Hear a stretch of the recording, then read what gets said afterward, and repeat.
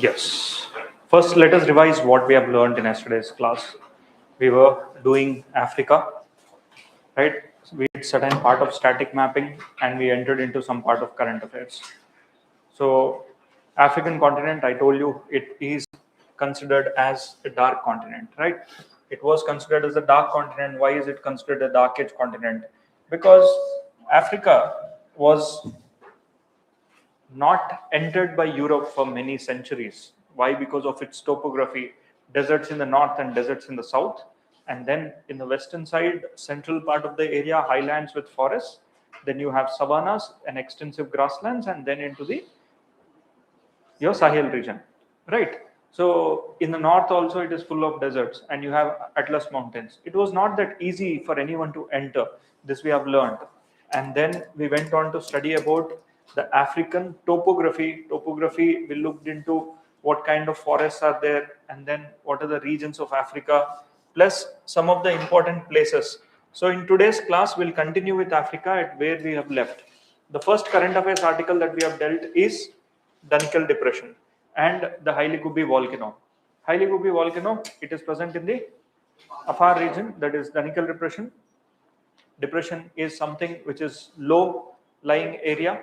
Wherever you have depressions which are lower than the sea levels, those areas are primarily saline in nature, and those areas will have endorheic lakes, means the rivers will drain into the lakes, or the lake will be most of the time saline.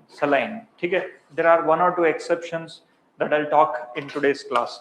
So this is the first current affairs article that we have discussed, and then the Haile Gubbi volcano, the characteristics of the volcano and its relationship with the aeroplanes, right? Aviation industry. Then the Nile River, I told you about the GRED, the Great Renaissance Ethiopian dam. It took roughly 10 to 15 years for the dam to fill the water, and it is located on the White Nile or Blue Nile. Blue Nile. It is located on Blue Nile. The origin of the Blue Nile is at Lake Tana, right? The origin of the White Nile is at Lake Victoria. Lake Victoria is present on the equator, right? And which other lakes are present on the equator? This was a question which was asked by UPSC, right? So the total 11 countries are present on the river Nile, right? So Lake Victoria is the source for that river.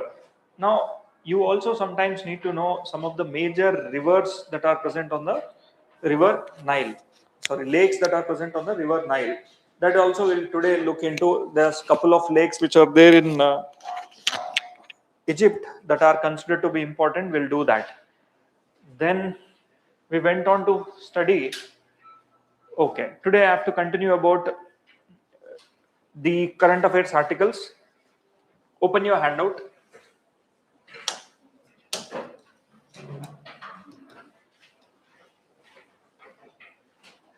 Did you read the handout? And see, don't get carried away by the content that is given about each and every country. You need to know what are the mountains, plains, plateaus present in each country. Not required. Not required. You just need to know the headlines and the why is that particular country is in news. That's it. If you know that, 90% of the time you will be in a safe position to resolve the question. Don't get behind knowing what are the small mountains, what are the big mountains present there, what kind of topography. Don't do such kind of PhD.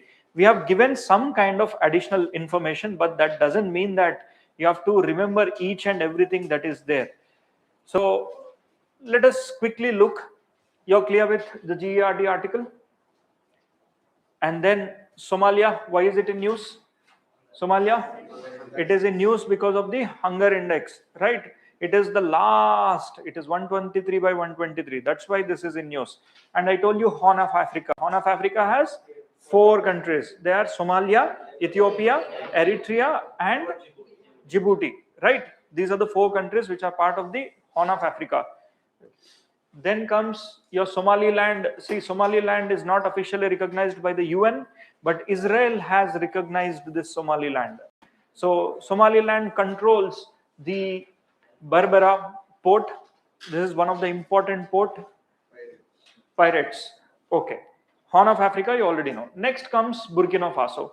See, this Burkina Faso is in news because of 2 reasons. Number 1, it went out of the ECOWAS, right? Not just this. See, Mali, Niger, and Burkina Faso. These are the three countries that went out of the ECOWAS. Okay? The economic community of the Western Africa. They come together to do a common trade. These are the countries. Just a minute.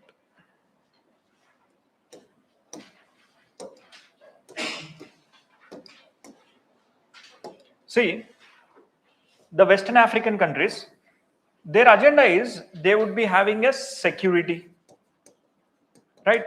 They thought that they would be having security and they would be doing common trade. I mean, any article which is moving from one country to another country, they won't be charging extra. This was the conditions and agreement that went into. And when it comes to security, all the countries come together. But problem here is, in this ECOWAS, Niger and Nigeria, they are never in good terms. Okay? US involvement is always there in the case of Nigeria. Why US involvement is there? US always wants that here the population distribution is 55% of the population is Islamic and 45% is in Christianity. So almost 50% of the population is following one religion and 50 in other religion. So there are communal clashes. Not just here, you go to Rwanda. Rwanda also you have Hutsi and Tutsi. These are the communal clashes and ethnic clashes will be there. So they said that Mali, Niger, if these two countries are fighting with each other, how would they come towards fighting against each other with a third nation? So that's why they never came together. And there was a time when they said that I don't want to be part of ECOWAS anymore because the involvement of US is very much high in this part of the area. And that is the next article. So the three countries, that is, it is there in your handout somewhere, it will be given.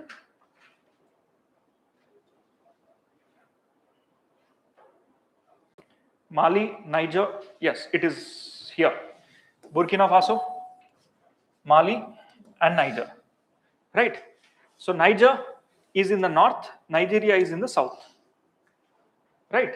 So Nigeria has 45-55 ratio of population and ethnic clashes are always there. So here, this has the support of US and this is always in trouble, right?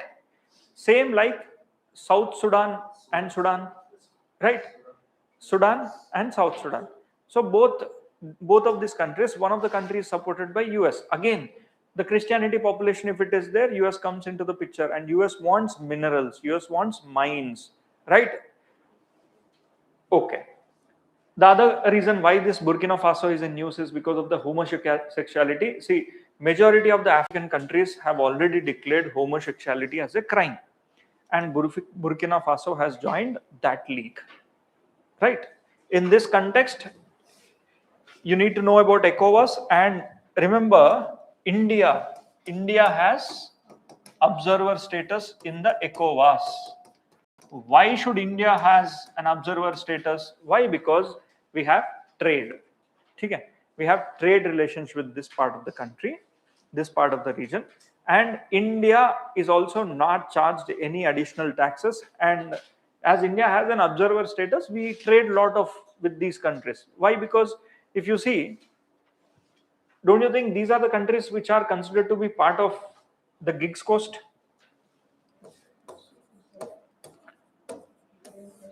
Grain, ivory, gold, and slave, right? India trades in these three with these countries, right? And the highest gold is present with Ghana. Okay? The highest gold in Africa is, the reserves are present with Ghana. So that's why Ghana is gold coast, right?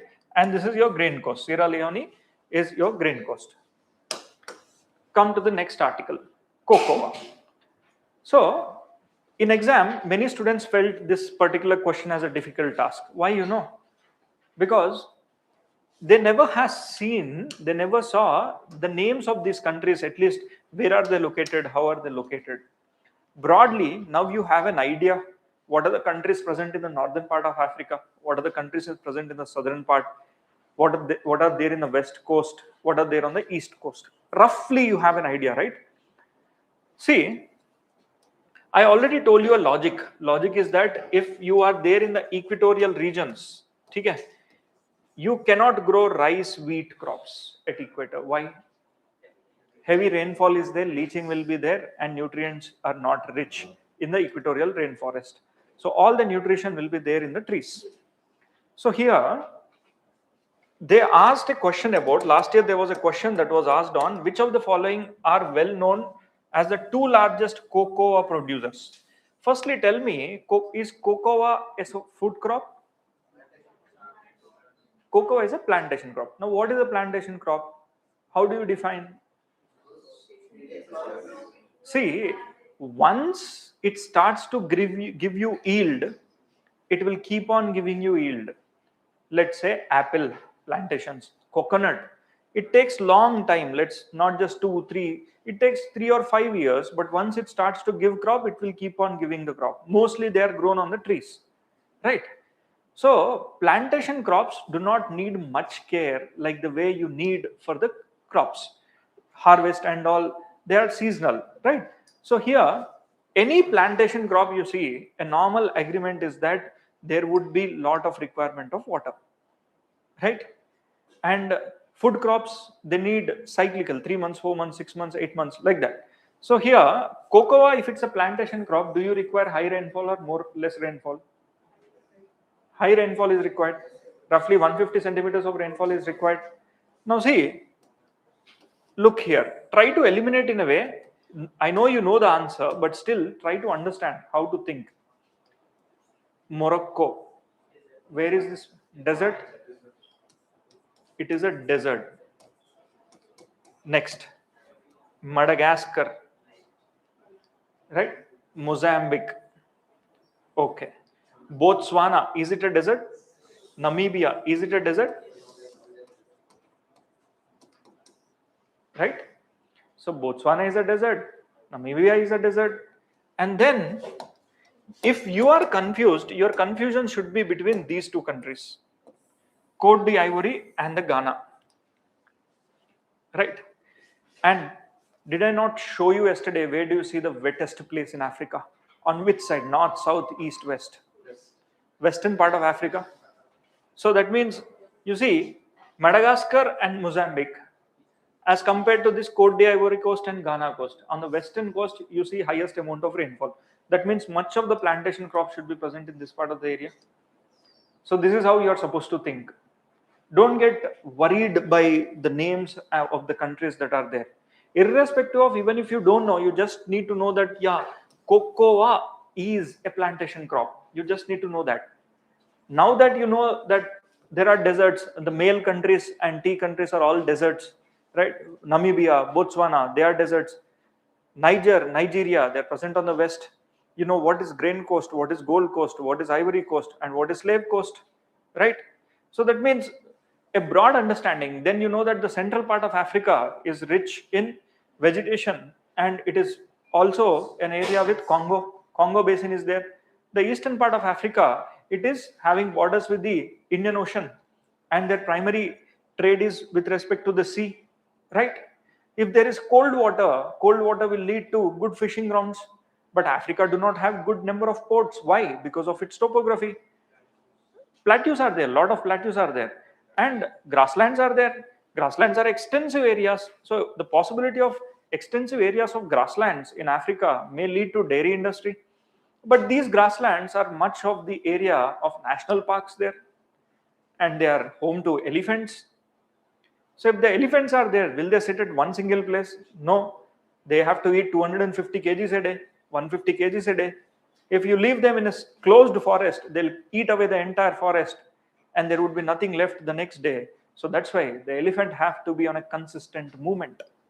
They have to keep on moving, keep on moving. If they don't move, they'll die. Why? Because they eat away the vegetation. So which country in Africa has the highest number of elephants? Which country in Africa has the highest number of elephants?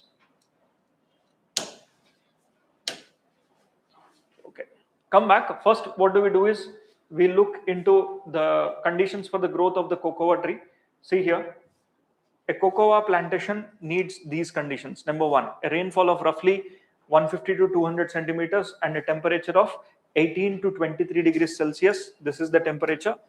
And it can be grown along with coconut. It can be grown along with areca nut. Let's say that this is your coconut plantations, and this is also your coconut plantations. Along with coconut, this areca, the cocoa plants are grown. Okay? They can also be grown with areca nut. That means these are shade loving plants, comparatively shade loving plants, right?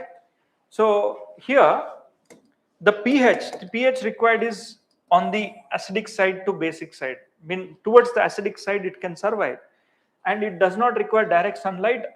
20 degrees north and south of the equator only it can be grown, and it is a tropical crop. The rainfall required is roughly 150 to 250 centimeters of rainfall. This is what is required by cocoa. You know the conditions now. These cocoa is widely grown in areas. Cocoa is widely grown in areas where you see in the tropical areas 20 degrees north, 20 degrees south, and mostly grown on the areas where the rainfall is on the higher side. In India, where do you grow cocoa? AP it is grown. Western Ghats and Northeast also cocoa is grown. So cocoa से क्या क्या बन सकता है? What are the byproducts of cocoa? Chocolate. ठीक है?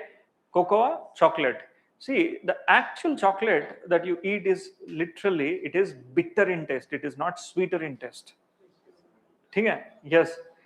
Cocoa, it is the origin. There's white cocoa, there's black cocoa, there's green cocoa. Different kinds of cocoas will be there. From the cocoa itself, you'll get these chocolates, chocolate powders, and from there mixing with the coffee and the byproducts and so, right? And the coffee by nature is also very bitter in taste. Okay? So coffee is also mixed with the doughs, and cocoas are also mixed with the doughs to give you chocolates. Okay. So they require shade. These are the conditions that the growth of cocoa takes place. So once come to your handout and check.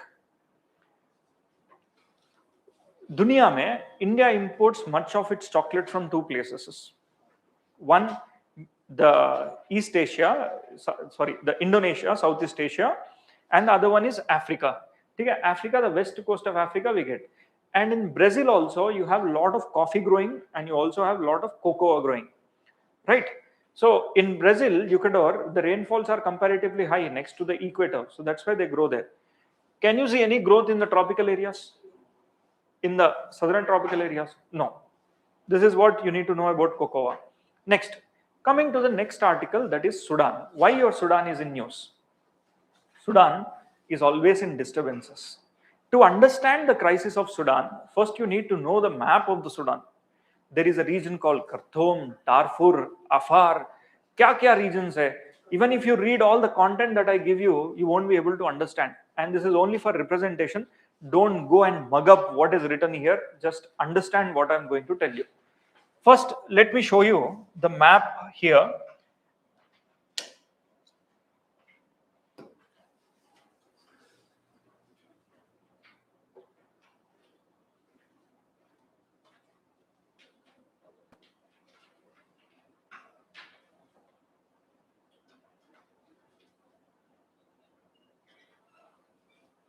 Just a minute. Okay. This is not updated.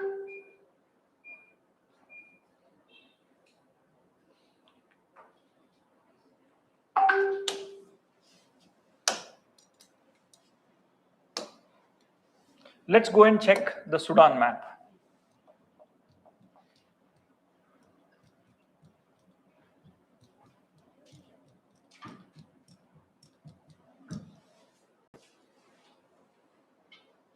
See, when you look into the map of the Sudan, it will be interesting to know that. See here. western side.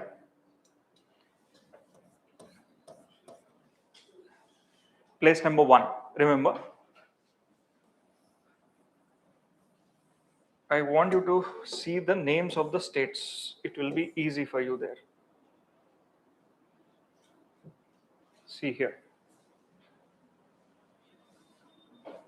This is called as Darfur region, right? And this is your Khartoum. Like in India, we have our own states. Likewise, Sudan also has its states. But the problem of Sudan is the entire country of Sudan is not controlled by one single polity. There is Sudanese army, there is RSF front, and also RPF front. So there are three major army controls which are controlling this state. So obviously, this is your Darfur region. And in this Darfur, you say West Darfur, Central Darfur, South Darfur, East Darfur. So these entire provinces are Darfurs. And then you have this Khartoum and Kordofan, North Kordofan, South Kordofan, East and West Kordofans. So every time the capital city which is there here, they wanted to control that. For some time, this place will be in control with the one community, and as soon as after 2 months or 3 months, again there will be a coup happening, again the control will come to some other place. In this context, you need to know the Darfur means it is present in Sudan, Kordofan, Sudan, Khartoum, Sudan, right? Now come back and try to read the literature of this particular article, then it will make sense for you. I'll give you 1.5 minutes to 2 minutes. Quickly give a reading to this. Between army and the rapid support forces, RSF forces. So in this particular map, if you see, the red color area is under the control of the army, and the blue color is under the rapid support forces. That means Darfur region, this is your Darfur region, majority of the Darfur region, and this is Khartoum and Kordofan. So this is under the control of army, and this is under the control of RSF. So sometimes they might ask you the places, matching the places. Let's say maybe the fighting militia community, Hamas is there, it is present in which country? Hezbollah is there, it is present in which country? RSF, Hutsi, Tutsi, right? Like that, they'll give you a match the following, and then they can trap you there. So in this context, you need to know that RSF and the Khartoum, Kordofan, and the Darfur, right? So this is the context in which Sudan is in news. And coup to common hai yahan par. It's like every 6 months there will be a coup that will be happening. So on and off, these things will be in news. Rest of it, I don't think you need to know much about that. So genocides are common here. That's it. Come to the next article. It is Sierra Leone. Here, why is this in news? This is in news because one of the islands which are present next to the Sierra Leone, a small island which is named as Nyangai. Look here.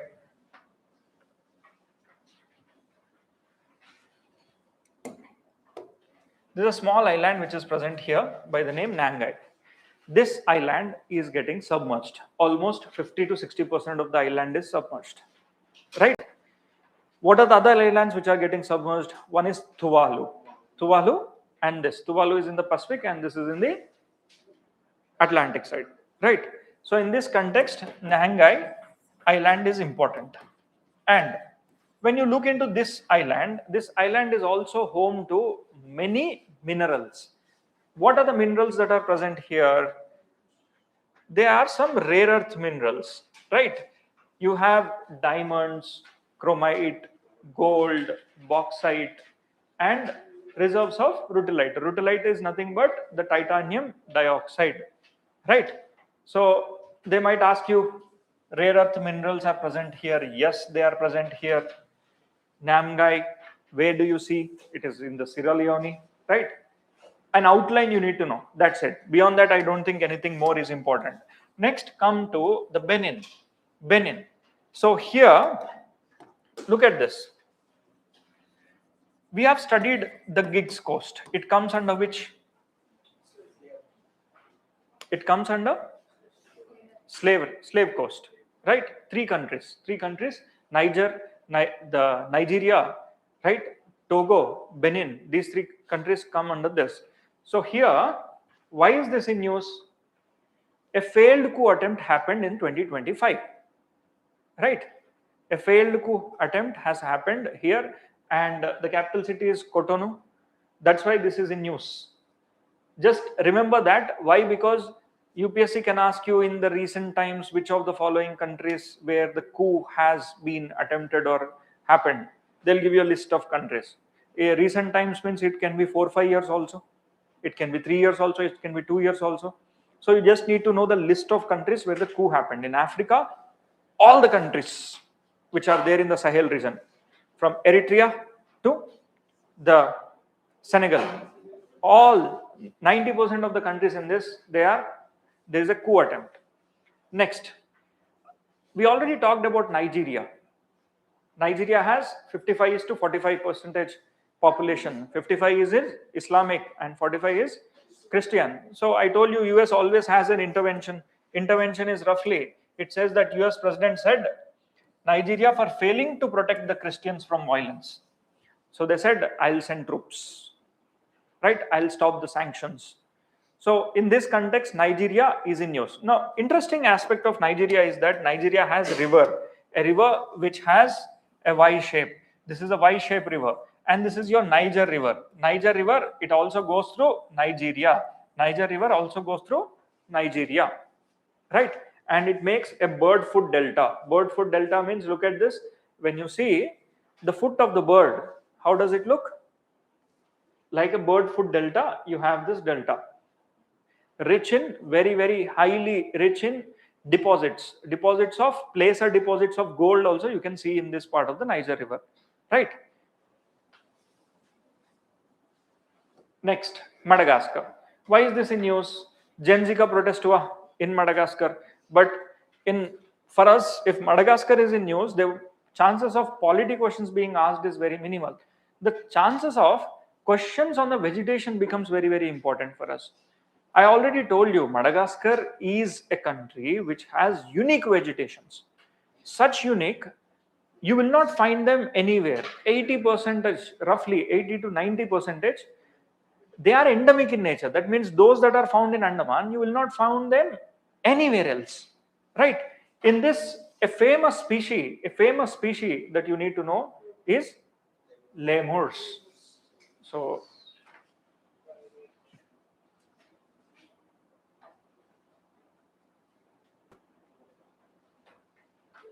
let me show you.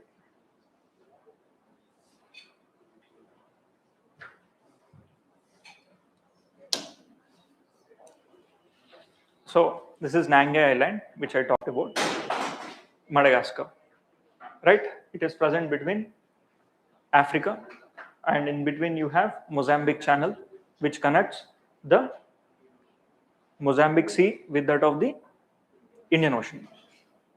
So look, this is your lemurs. They are endemic. Apart from this, you'll also find some lemurs. Categories of lemurs will be there.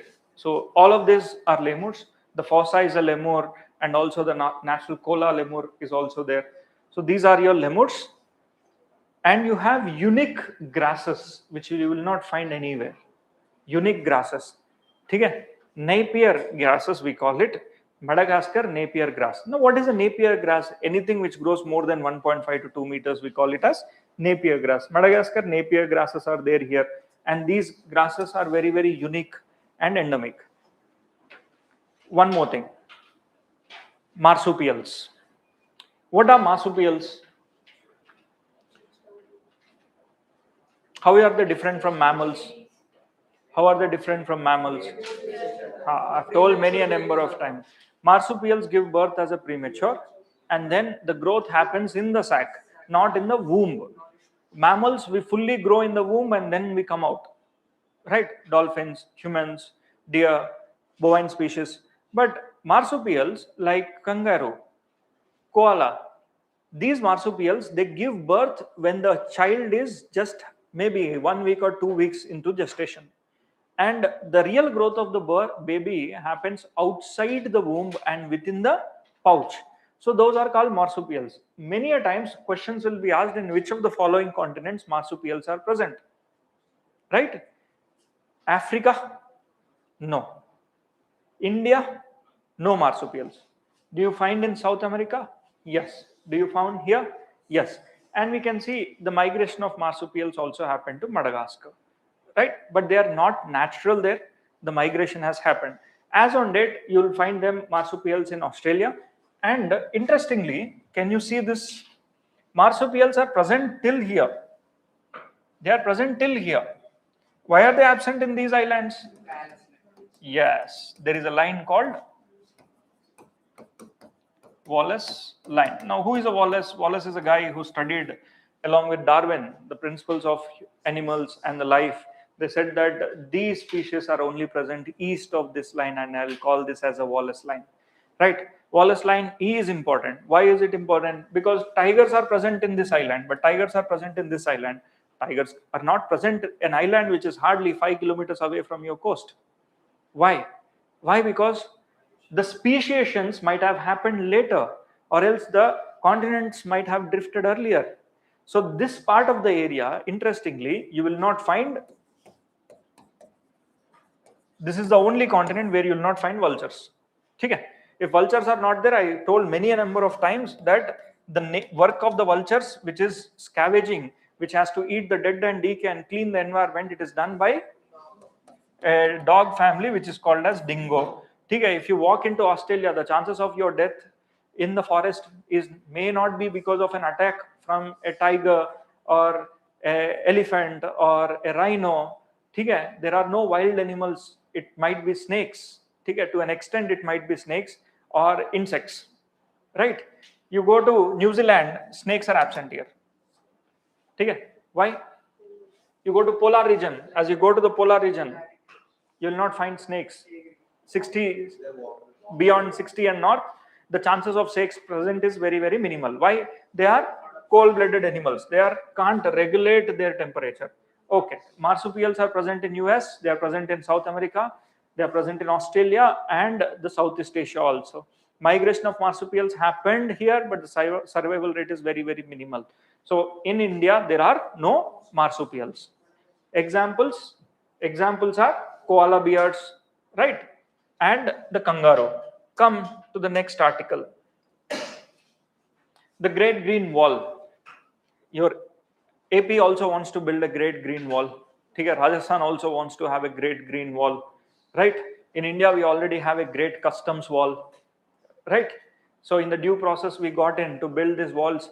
Instead, during the times of Britishers, the Britishers got Simai Karuvellam, which is nothing but the Sarkar Tummamullu. Sarkar Mullu, we call it as the thorn tree. The Britishers got and they have thrown everywhere so that they grow faster and they will be acting as a demarcating agents for the boundaries. And this tree, it is a tropical tree. India is being a tropical country. It did not spread much in the north, but it has spread vividly and vicariously in the southern part of India, and Tamil Nadu is facing the brunt. Right? So, see here. Now, the Great Green Wall is in order to stop the extension of the desert into the Sahel region. That's why they would like to have a wall built with almost length of that wall is few hundreds of kilometers with roughly 250 million tons of carbon dioxide, which they wanted to sink. This is what you need to know. It is present from Senegal to Eritrea. This is how they wanted to build, right? Senegal to Eritrea. So I always keep telling this Senegal to Eritrea. What is this Senegal to Eritrea? See, all these countries, whether it is Senegal, Mauritania, Mali, Niger, Chad, Sudan, Eritrea, all of these countries are present in the Sahel region, right? During the rainy seasons, it is wet and the growth of vegetation will be there. When it comes to the dry season, it is extremely dry. It is semi-arid regions, just present north of Savannah.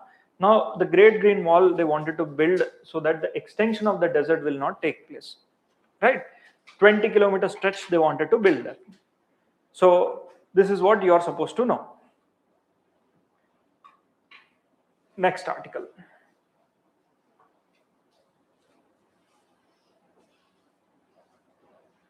You already know this. See, whenever PM goes, if you look into the last 1 year travel of the Prime Minister of India, Prime Minister went to those countries which India never went there, right?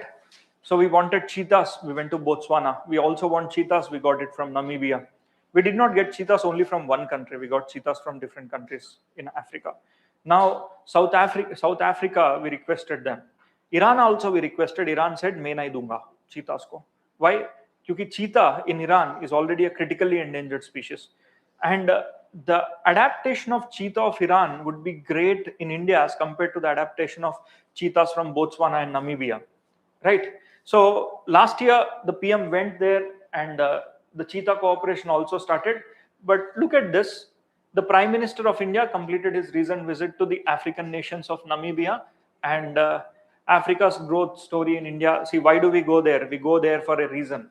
Because Namibia has 10% of the total globe's uranium reserves are there, right?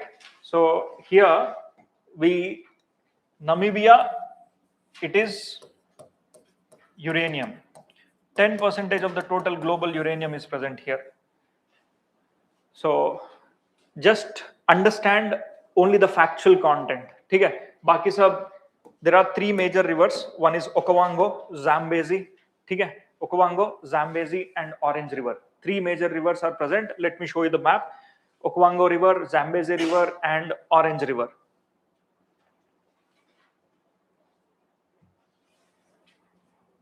Look at this.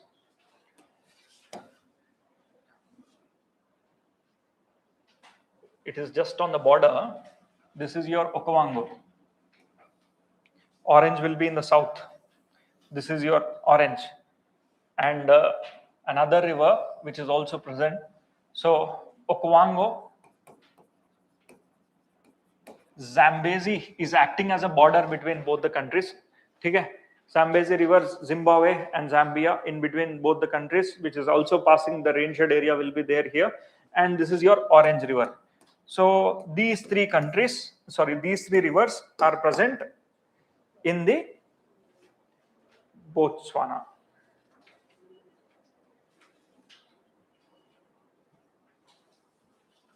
Right?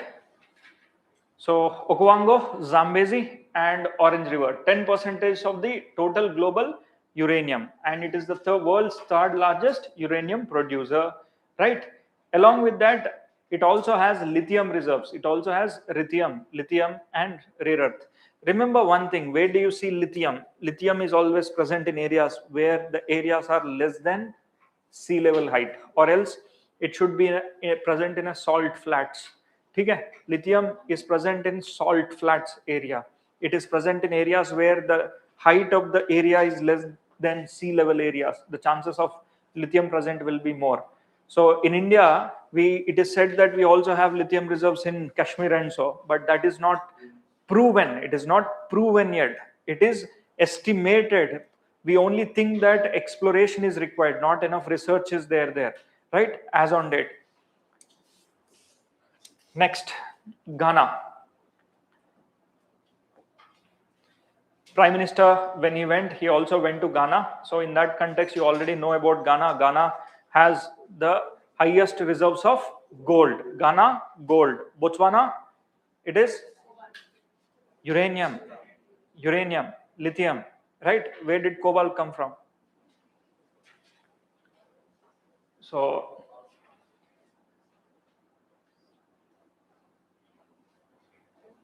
I should have told Namibia. My bad.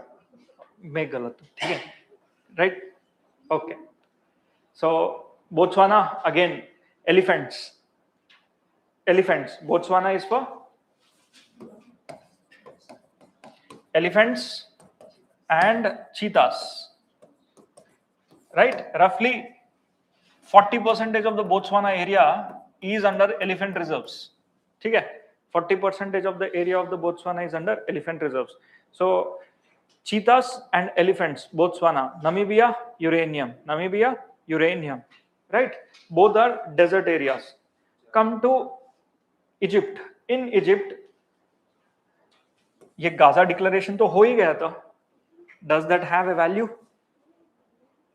See, what happened is in 2025, in the month of October, the Israel and Hamas, okay, you know about Hamas. Hamas is present in Lebanon and they are backed by Iran. Okay. Hezbollah, where are they present? Hezbollah. Hamas minus 2.66. Okay. See, don't get confused like that. Hutsi, Tutsi, Hezbollah, next Hamas. Hamas is always associated with Israel, right? They're present in Lebanon. And Hamas is actually backed by Iran. Israel don't like that.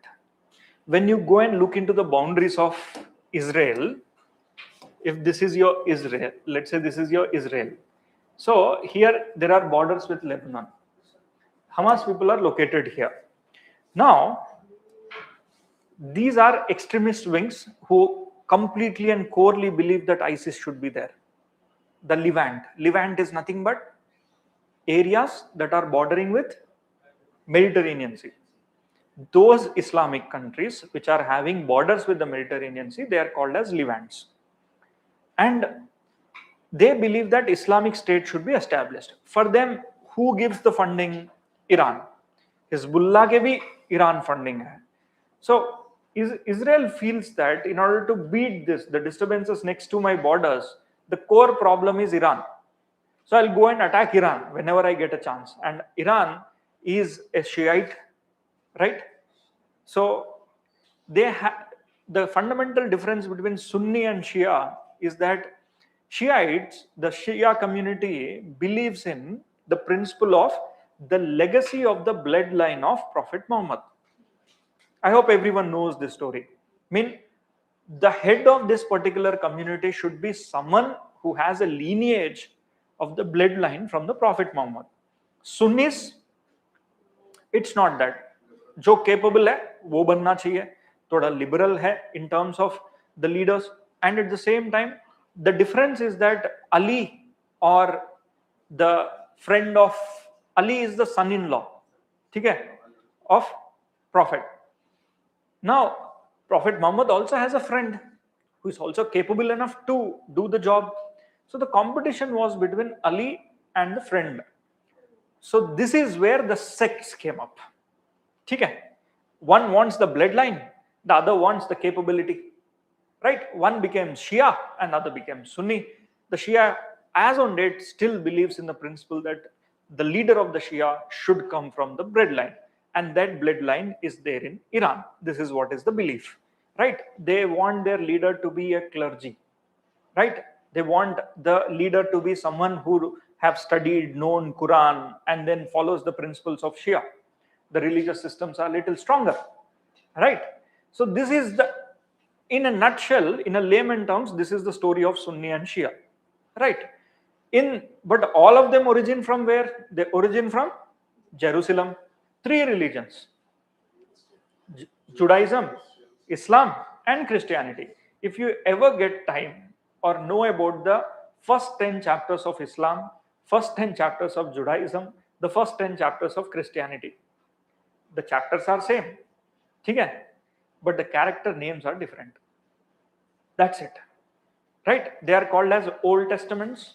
The New Testaments are those chapters which are written after chapter 10. The stories might vary. So one call it Allah, other calls it Ahova, and the one calls it as the son of the God, right? Jesus. Jesus is not the God, but Jesus is the son of the God. But who is the God? God is God. Okay, this is what is Christianity, right? So don't troll me online, baad mein. But this is in a nutshell. This is what it is. The religious beliefs are so strong, and the core problem always comes from Jerusalem, the Temple Mount, and within that you have a mosque, you have the Judaistic holy place, and then Islamic mosque and Christian's church. So this is the, in a nutshell, the crux of the problem. For this, the extensions you can see in the name of fighting between Israel and Lebanon. Why? Because the 7-day war, they never expected that Israel would be winning against all the countries, including Egypt and the Lebanon and also the bordering countries of Syria. So they went on building the technology they wanted, and 60 lakh population, bus, right? 60 lakh population. जितना population Delhi में ना, उससे आधा population है Israel में. उनका GDP हमसे almost 1/3 of the GDP that they have, right? That is the nation which they built for themselves. Advancement in terms of technology is there, right? The warfares, whatever you see, they are associated with this. They have patents. दुनिया का सबसे ज्यादा patents Israel, or you go to Norway, Finland, and Denmark. These are the countries which are having the highest patents. They earn through patents. They earn through defense technologies. They earn through innovation. So a broad overview about this. Now come back. See here, Israel is in news. Why? Read the article. India-Egypt boost counter-terrorism ties at the 4th Joint Working Group meeting. What happened in 2025 is that they said here there was a declaration that was made. We call this as Gaza's declaration. Gaza declaration, they said that Israel will make peace with Hamas. They made a real peace and then they bombed. Okay. In this context, you need to know what is Gaza declaration associated with? The peace between Israel and Hamas. That's it. Come here, two important lakes which are actually present on the river Nile. Right? One is Lake Nasser and Lake Manzala. Lake Manzala is at the almost at the end point. If you see, this is where somewhere you will have Lake Nasser and Lake Manzala will be here. So these are the two major lakes which are present on the river Nile in Egypt. ये दोनों आपको जानना चाहिए, right? Both are freshwater lakes, right? Both are freshwater lakes on the river Nile in Egypt.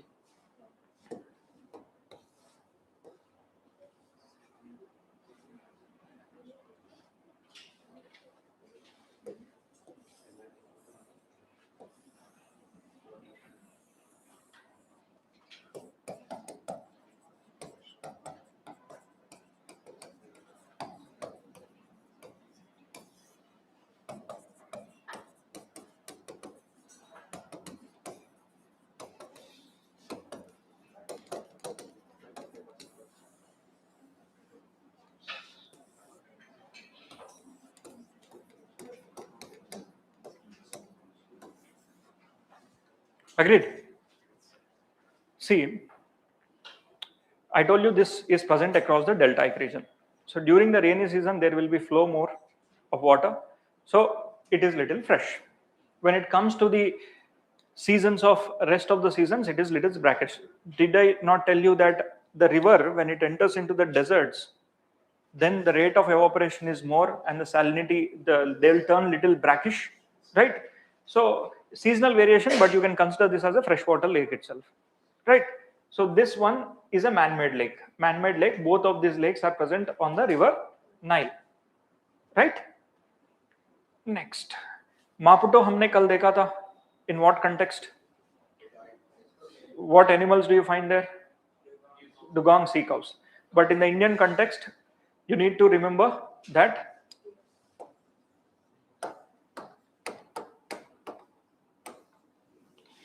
here 180 trillion cubics of LNG is present. Okay? Only 15 days before, India made a treaty with this. Okay? India made an agreement that it will purchase the LNG of this particular reserves. Okay? This was already there in current affairs. The east of Mozambique, it is Maputo. And another context, why is this in news? Because Indian ships, maritime exercises, we have done there. So our ships stayed almost for 2 days in their ports. So it's our army ships. Chota mota ships nahi hai. INS Trai, Shraddul, Sujata, like that. You see, our maritime ships, which are army ships, have stationed in the Maputo, and now you have 180 trillions of LNG, which is important for our energy security.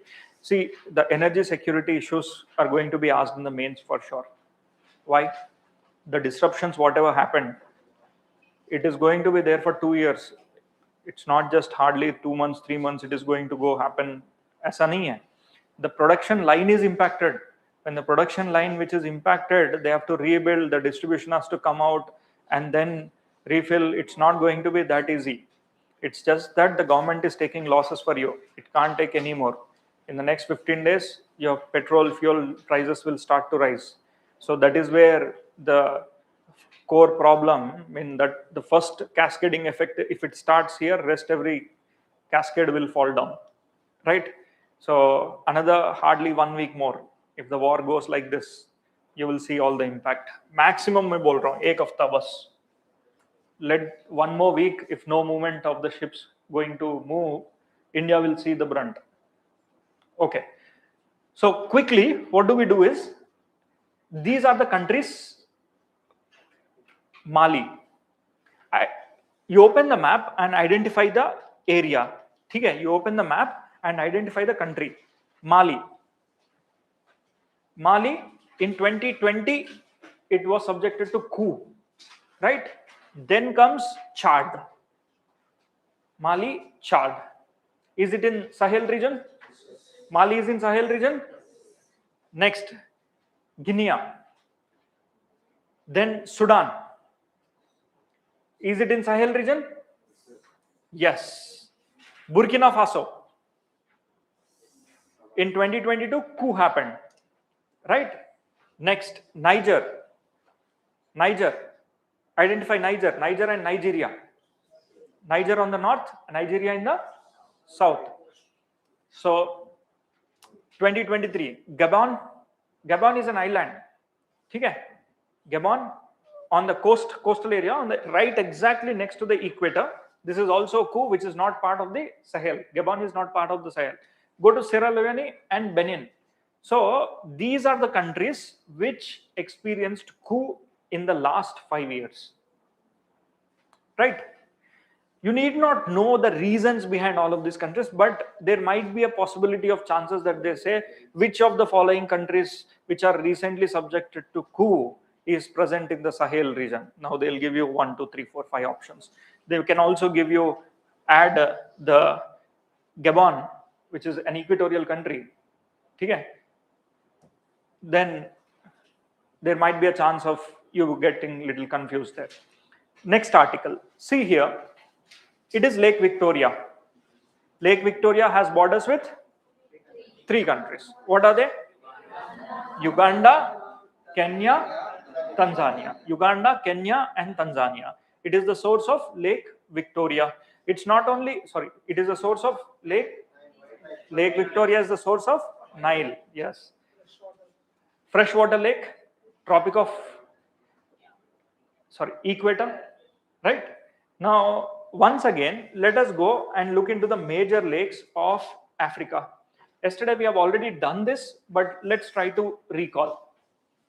Lake Victoria is not part of Great Rift Valley. It is not part of Rift Valley. Okay.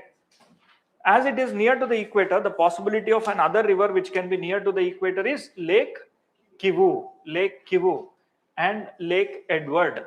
These are the 2 lakes. The possibility is there, I am telling you, that they can also be on the equator.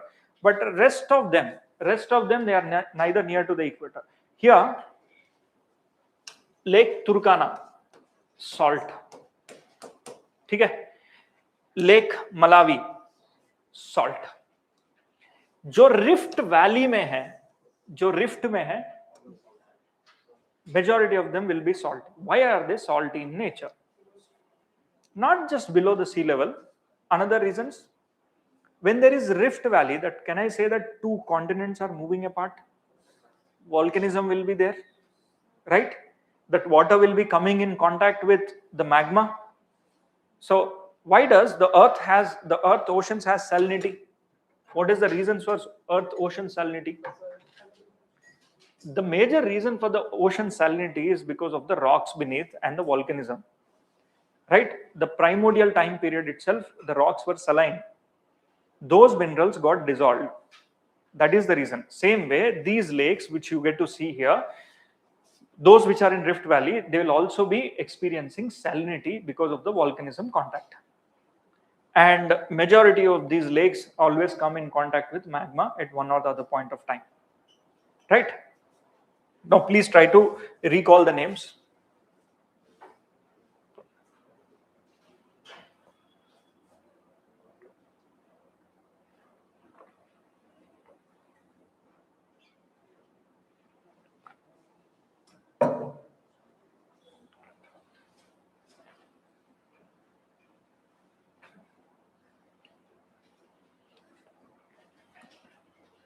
Lake Victoria bordering countries, Tanzania, Kenya, Uganda. ठीक है? Mediterranean Sea bordering countries of Africa, Morocco, Algeria, Libya, Egypt, and Tunisia. Tunisia, male T countries. So Tropic of Equator passes through how many countries? Gabon, Congo, Democratic Republic of Congo, U for Uganda, K for Kenya, S for Somalia. Right? So Tropic of Cancer passes through Mauritania, not M का Mauritania, Morocco नहीं है. A for Algeria, Mali, Mali, E. See, same male, Male. Egypt is also there in that, right? So try to eliminate here in that M. Matlab Morocco nahi hai. I told you yesterday, Mauritania. Western Sahara is there. Is Western Sahara a country? No, it is not recognized. India also do not recognize us. Next.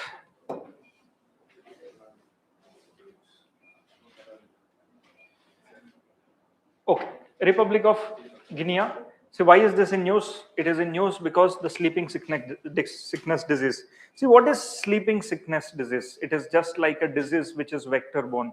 If like a mosquito comes and bites you in this part of the area, mostly it is wet in nature for majority of the time periods. So you'll have a fly that is testify. This fly, when it bites a human induced or an animal and it comes and bites you, you'll find this sleeping sickness. Your brain will swell, you'll have vomitings, and also it is one of the major causes for the death of the kids in this part of the area. Right? Sleeping sickness disease, it's unique to the Guinea, right? Sleeping sickness, that is what you're supposed to know. Is it a vector borne? Yes, it's a vector borne disease. What do you mean by vector borne? How do you define a disease which is vector borne? Vector means what? Which has a carrier. That simple. It has a carrier. So maybe a fly which bites, let's say mosquito is there. Mosquito is a vector borne disease. It bites a pig and it comes and injects that blood into you. You get brain fever, right? You get high fevers. So vector is something which is a carrier. There should be a carrier. So such kind of diseases can be seen here. Rwanda. When it comes to Rwanda, two major communities you need to know, which is Hutu and Tutsi. Hutu, Tutsi, right? Communal clashes and ethnic clashes are there. The Rwanda's genocide is the world's most violent genocide that you can ever see. This community people kills this community, same way the Tutsis kill Hutsus. They identify on the basis of their jawline and the teeth line, right? So 2010, even there is a movie also on Rwanda. The name itself is Rwanda. If you ever get time, not now, sometime later, you can also watch that. They clearly shows how the brutal genocides will be there. Where is Kigali present? Kigali Agreement. What is it related to?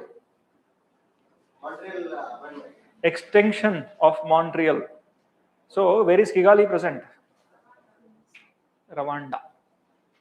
ठीक है? Kigali Amendment. What is it associated with? Montreal. Montreal deals with ozone depletion. What are the ozone depleting substances?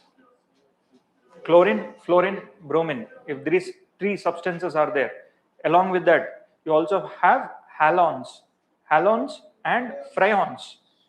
Chlorine, bromine, fluorine, halons and frions. If these elements are there, they will have ozone depleting substances. To deal with that, we have the first convention by the name Vienna Convention, which was not binding in 1988, right? 89. Later we came up with Montreal. Montreal will said, "Acha, we'll make a protocol. We'll make this binding." Every country agreed to that. I'll stop the ozone depletion. There are certain targets given to the developed countries and developing countries also. India achieved the target 2 years ahead of the schedule, which to be completed in 2010. But we did that, the phasing out of the CFCs, chlorofluorocarbons. We phased it out. Then what are the alternatives we started to use to the CFCs? Hydrochlorofluorocarbons. But it also has fluorocarbons. We still don't want to use it. So in 2016, when the Montreal Protocol ended, every protocol has a time period. Like the Kyoto ended in 2020, then started in Paris. Likewise, the Montreal ended. The amendments to the Montreal came in the name of Kigali. Kigali Agreement is an agreement which is made and signed by all those countries, and the timelines are given. India's timeline is, it starts in 2028 and we have to achieve the target by 2047, right? Of the base levels of 2005 ka targets hai, 12 ka targets hai, right? So we are going to stop the phasing out of ozone depleting substances. But in Kigali Agreement, what did we include extra as compared to the Montreal? Fossil fuels did we include in Kigali Agreement? What are the gases which we are currently using in AC as a refrigerant? HFC. Is HFC a ozone depleting substance? It is a greenhouse gas. It is a greenhouse gas. So the difference between Montreal and Kigali is that Montreal Protocol includes only ozone depleting substances, but your Kigali also includes HFC, which is a greenhouse gas. It is a greenhouse gas and very minimal ozone depleting substances will be there. Why, when we already have Paris Agreement, why are we including the HFCs, which is a greenhouse gas, into this Kigali? Because the alternative to the chlorofluorocarbons and the hydrofluorocarbons is this HFC. Across the world, everyone started to use. Now that we wanted to phase this out, and it is a replacement to the refrigerants, cooling agents. This is HFC gas, but HFC is almost few thousands of times high potent than the previous gases. So that's why we wanted to phase this out. That's why Kigali came into picture, and this Kigali is in Rwanda, capital. So Hutsi Tutsi, you know it. Now come to Tunisia. Why is it in use? Migration. ठीक है, ज़्यादा कुछ important नहीं है. Just they have added. We'll do this little later. We'll do this. What are the countries that are bordering with the Mediterranean Sea? This is important, right? So very, very important. Now come to the handout has some seas. What do we have to do is, what are the bordering countries which are present next to these seas? It's not just Africa. We'll also go into the Europe and check for ourselves. One, we'll start with Mediterranean Sea and then we'll go into this Aegean Sea, Adriatic Sea, and these seas we'll anyway see in the further classes as well, right? So Morocco, first Let us get to know about these headlines. Morocco. India opens Tata Advanced Systems in Morocco. So, who is the traveler who came from Morocco to India? Minus 2.66. Ibn Battuta. ठीक है? Marco Polo came from Europe. ठीक है? To which kingdom he came, Marco Polo? Your mind is telling you, no, Vijayanagara, trust your mind, because your mind has read it somewhere. That's why it is trying to throw you out. Aha, it might have come to Vijayanagara, Krishna Devaraya, or the other guy, which is Harihara and Bukkaraya, who was there. Right? When your mind tells you, trust that, respect that. It is not just throwing that information. Billions of neurons had to fire to give you that information. Why would the brain take such kind of energy to fire that neuron? Right? So, कभी trust तो करो, कुछ नहीं होता. Mark, you try all of this try and test methods in the test series, right? So, Ibn Battuta from Morocco, and he wrote a book by the name Rihala. In that, everything about India he has written, right? He praised India a lot, and he's from Morocco. Atlas Mountains are in Morocco. We have opened the Tata Advanced Systems, and this is a defense mechanism system that we have set up here. Nothing much. A Gulf of Guinea, you already know, not much important this also. Okay, come to this Maghreb region. Maghreb region is a region where the northwestern part of the countries which are having borders with the Mediterranean Sea and the Atlantic Ocean. We call this as the Maghreb region. Okay? Maghreb region, countries you need to know. Open. Look here. Atlas Mountains are in the Maghreb region. And Morocco, Algeria, Libya, Tunisia encompasses this part of the region. See, they won't ask you questions what are Maghreb regions, and so maybe somewhere in the passing references, if a statement comes, you need to know. In simple terms, you need to remember those countries which are either having borders in the northwestern part of Africa, which are having borders with Mediterranean or Atlantic, right? So here, Mauritania, Western Sahara is nothing but Morocco, right? Algeria, Tunisia, Libya. In the male,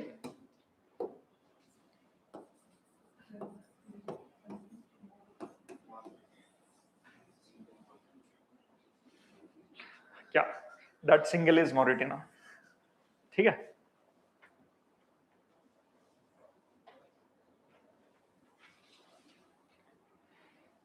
Afar National Park, यही से तो हमने उठा के लेके आया चीतास को. That's why. Afar National Park, it is a national park where we got the cheetahs from here. From Zimbabwe also we are getting cheetahs, remember. Namibia, Botswana, Zimbabwe. 3 countries. Yes? Jaguars. Jaguars are present in South Africa. Sorry, South America.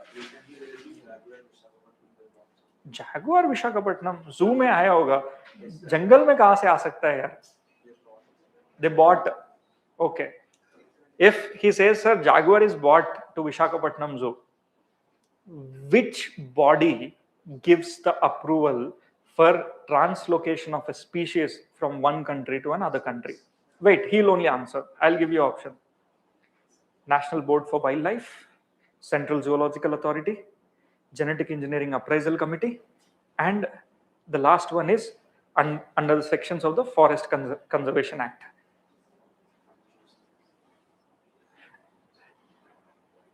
Who approves for the translocation of one species from one region to National Board for Wildlife? ठीक है? National Board for Wildlife. National Board for Wildlife is the highest authority which takes any decision with respect to the policy making of the wildlife, forest, right? Next, if cheetahs have to be bought, it is this body that will decide. If translocation of a tiger from Madhya Pradesh to Satkosia National Park in Odisha, फिर भी NBWL का permission चाहिए होते हैं, right? Central Zoological Authority is an authority which takes care of the zoos. Once something comes into the zoos, that will be taken care by the CZA, Central Zoological Authority.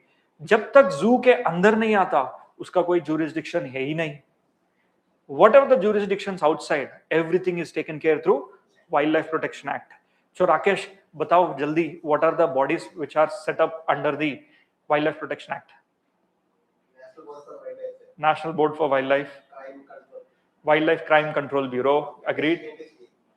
NTCA, National Tiger Conservation Authority, and Central Zoological Authority. Now tell me, what are the bodies which are set up under the Environmental Protection Act? Genetic Engineering Appraisal Committee. Next, the Coastal Regulatory Authority, right? Coastal Ecologically Sensitive Zones.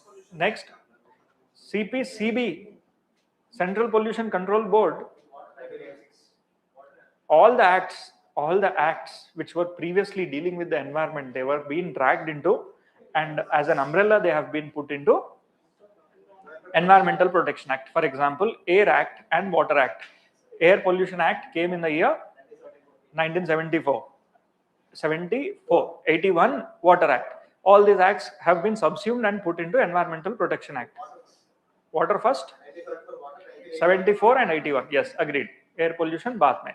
तो in this context ये bodies आपको याद करना है. Jaguar, अगर if we are getting a jaguar, they won't ask you in which zoo jaguar is present. They'll ask you what are the bodies that are involved, who takes that authority, who takes, right? Okay, I'm not aware that jaguar is present in the zoo of the Visakhapatnam. When was it got? 3 days back. क्या हुआ? Ethical issues. Okay, today is 24th. आखिरी महीना बचा है. आप अब से officially newspaper, but it's okay even if you don't read or just open the newspaper and read the headlines. By now already your question paper might have been set. ठीक है? It might be in the printing phase, and then in the next 15 odd days, not just 3 sets of question papers would be set. Right? So the movements happen almost since a week before or so. So now that only 1 month is there, officially newspaper reading बंद कर सकते हो आप. But headlines पढ़ना, ठीक है? Just go with the headlines. Lake Turkana, we have already seen. Okay, that's it in this. Baki sab, they are just little informations that are given. Now come to this important area. What are the countries that are bordering Mediterranean Sea? See, you first have to break this up. Which countries are bordering in Africa? You already know. It is male T. Can you remember? Morocco, Algeria, Libya, Egypt, Tunisia. MALET.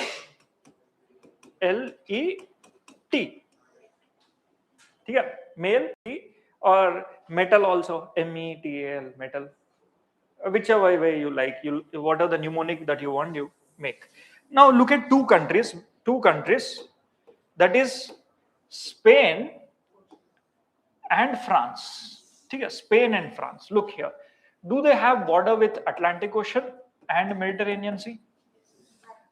Two countries that are having border with Mediterranean Sea and Atlantic Ocean. That is Spain and France. You can remember this now. Portugal is present on the western side. So does this have border with Mediterranean Sea? No. So this is not a concern to us. But Portuguese issue is that it has a lot of chota mota islands thrown out here, there, like that.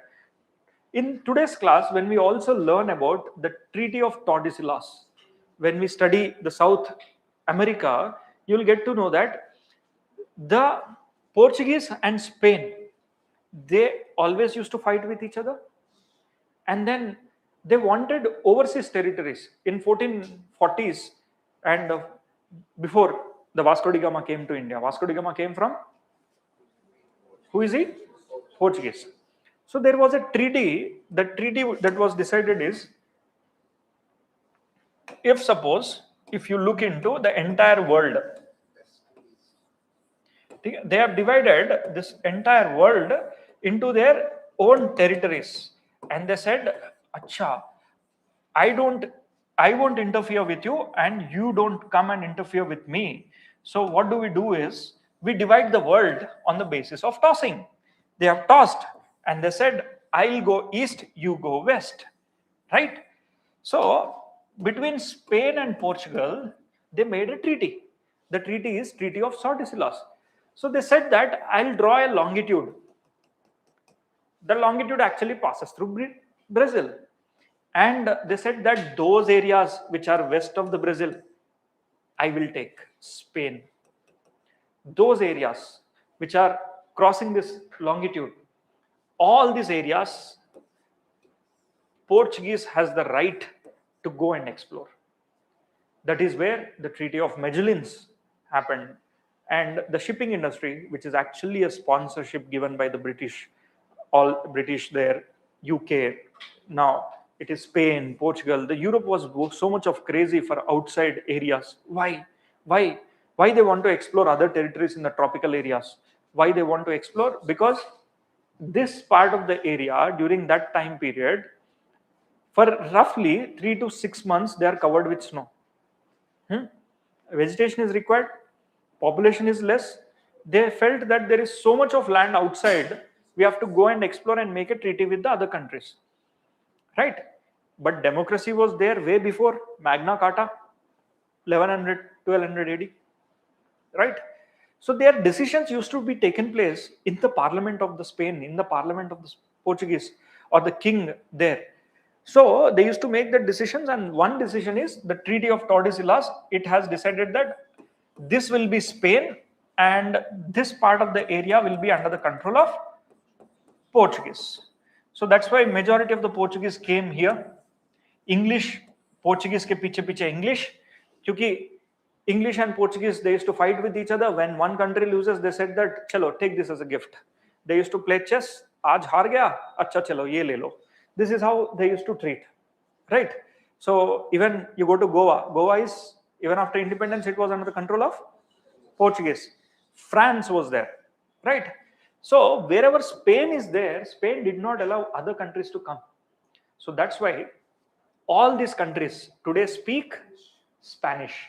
Brazil in the eastern side speak Portugal.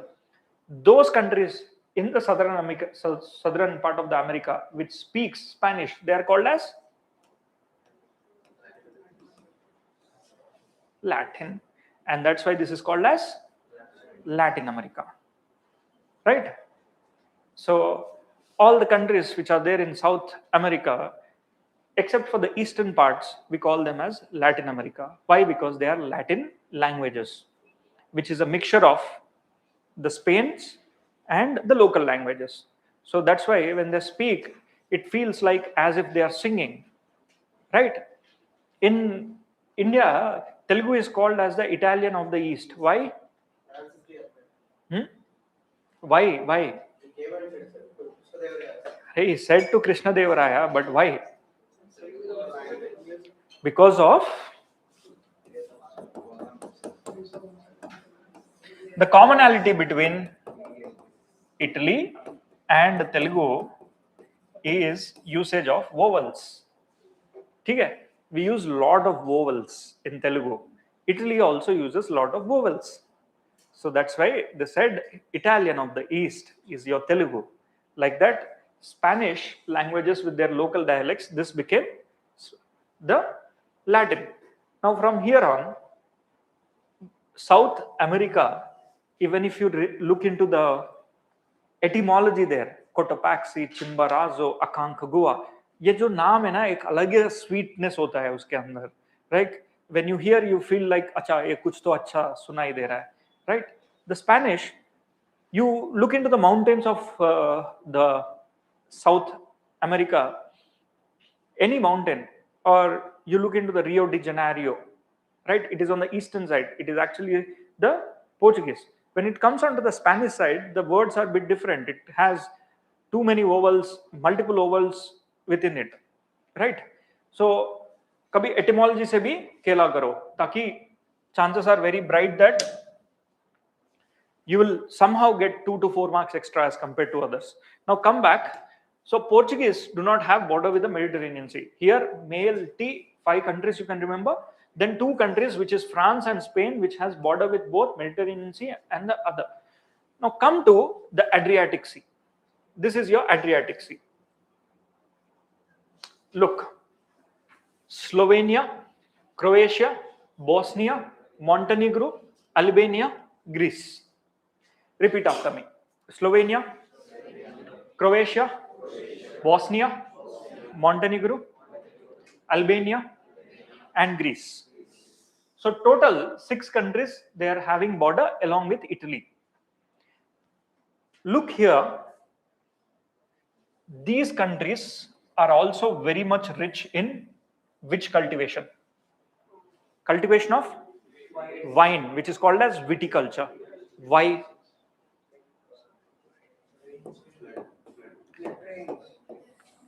So this part of the area is desert. This is all desert. Have you heard of winds called Sirocco? Right? These Sirocco winds, which move from here to north, while they move, they pick up moisture in the Mediterranean Sea. And this moisture is gone and deposited on the southern coast of the northern part of Mediterranean region, and that is the reason why, which contains iron content well within these deserts. The sand looks red in color, brown in color. This sand, when it is under the dust storms and they later get into the Mediterranean Sea, they get the moisture, and this moisture is shed over the northern part of the regions. And when it rains, the groundwater, when it is flowing onto the roads, that looks red in color. We say that blood rain. Okay, the red rain, which is very good for this iron oxides, whatever are there, they are good for wine cultivation or the viticulture, which is good for grapes. And this part of the area, being in a temperate region, the length of the nights will be longer. Yes or no? Yes.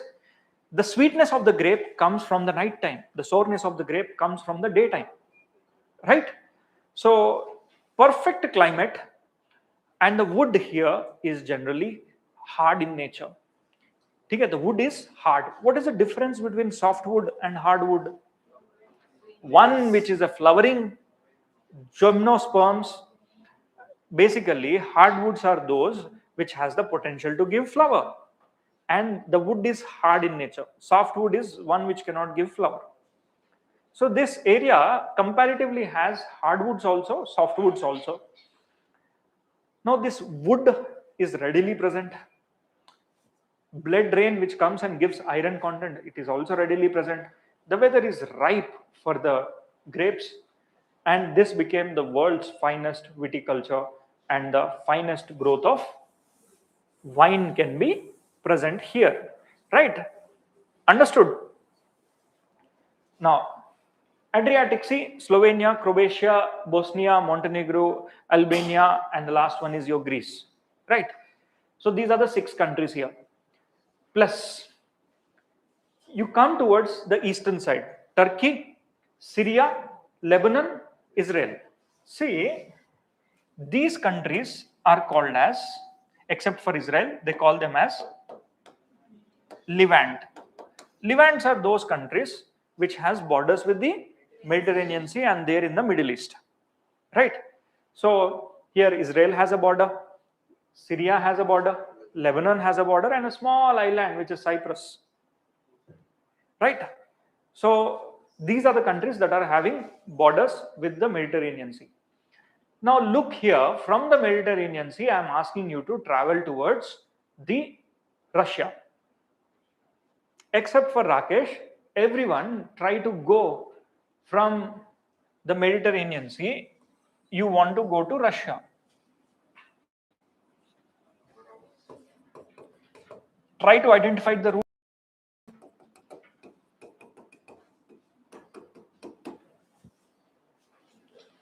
चलो यहाँ से India से आते हैं. Red Sea, before that Gulf of Aden, Bab el-Mandab Strait, then Red Sea. You want to enter into Suez Canal to Mediterranean Sea you came, and then you want to go into Aegean Sea. Next to Aegean Sea, you will have, see here, please, this is very, very important. Why? Then you have, right, the strait between Sea of Marmara and Aegean Sea is Strait of Dardanelles. Strait of Dardanelles. Strait of Dardanelles. Then you enter Sea of Marmara. There is a small strait. It is the Turkey. See, basically, this is the European Turkey and this is the Asia's Turkey, right? This is European Turkey and Asian Turkey, which is divided by a strait, a river that is called as Bosphorus River, which we call it as Strait of Bosphorus, right? From the Strait of Bosphorus, you will now enter into Black Sea. Black Sea के बाद अब तो Crimea is annexed, right? It is under control of Ukraine. But to the Sea of Azov, you have a strait called Kerch Strait. Kerch Strait. Strait of Kerch, right? So from India to Russia, if you had to travel through via Mediterranean Sea, let's say we go to Gujarat. Gujarat to Gulf of Aden. Arabian Sea and then the Gulf of Aden. From the Gulf of Aden, you'll go towards Bab el Mandab Strait. Then you enter into Red Sea. Okay? Red Sea to Suez Canal. Suez Canal to Mediterranean Sea. Mediterranean Sea to Aegean Sea. Aegean Sea to you want to enter into Sea of Marmara. In between, you will enter into Strait of Dardanelles and then get into Sea of Marmara. Cross over the Turkey from the Straits of Bosphorus. Strait of Bosphorus connects the Sea of Marmara with that of the Black Sea. Enter into Black Sea. From Black Sea, you want to go towards Sea of Azov. You have to cross the Strait of Kerch. Cross the Strait of Kerch, enter Sea of Azov, and then say hi to Russia. I'll give you 3 to 4 minutes. Chalo, 2 minutes for you to process this.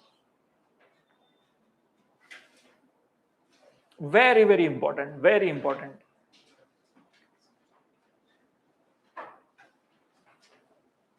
Now you understand why Black Sea is important for Russia.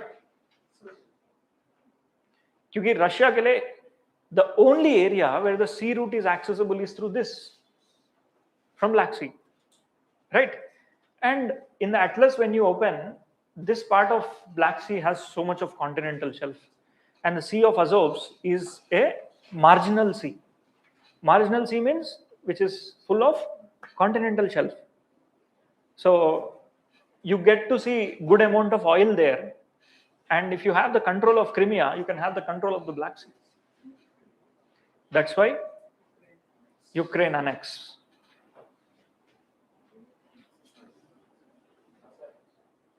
पूछो पूछो. हाँ, that is what I told. Annex मतलब क्या? Crimea. This is Crimean Peninsula. This Crimean Peninsula is currently under the control of not just Crimea, across the border, roughly 20 to 30 kilometers. It is still under the control of administrative control of Russia.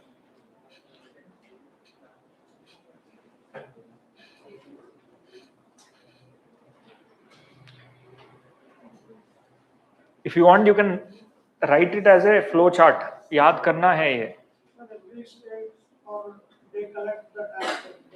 हाँ हाँ हाँ.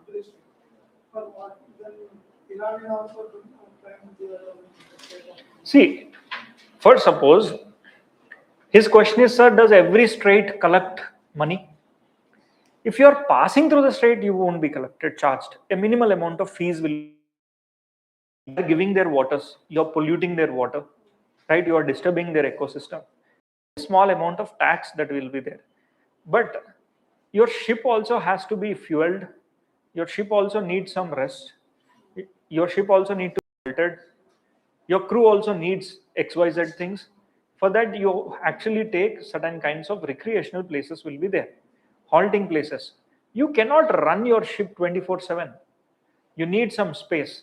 So whenever you get such kind of places, if they facilitate, they'll, let's say Suez Canal is there. Can you directly pass through Suez Canal? The Suez Canal, there is not sufficient amount of water. Let's say the passage of the Suez Canal will be like this. Imagine that this is your Suez Canal. Just imagine this is your Suez Canal. For example, a big ship comes. What do? If this is a ship, this part of the area they close and they infuse water to that so that ship will come up. Then this ship will be put here. Again, in this column, the water will be infused. Again, from here to here, it is transferred. It's not that straight means it can simply pass through, right?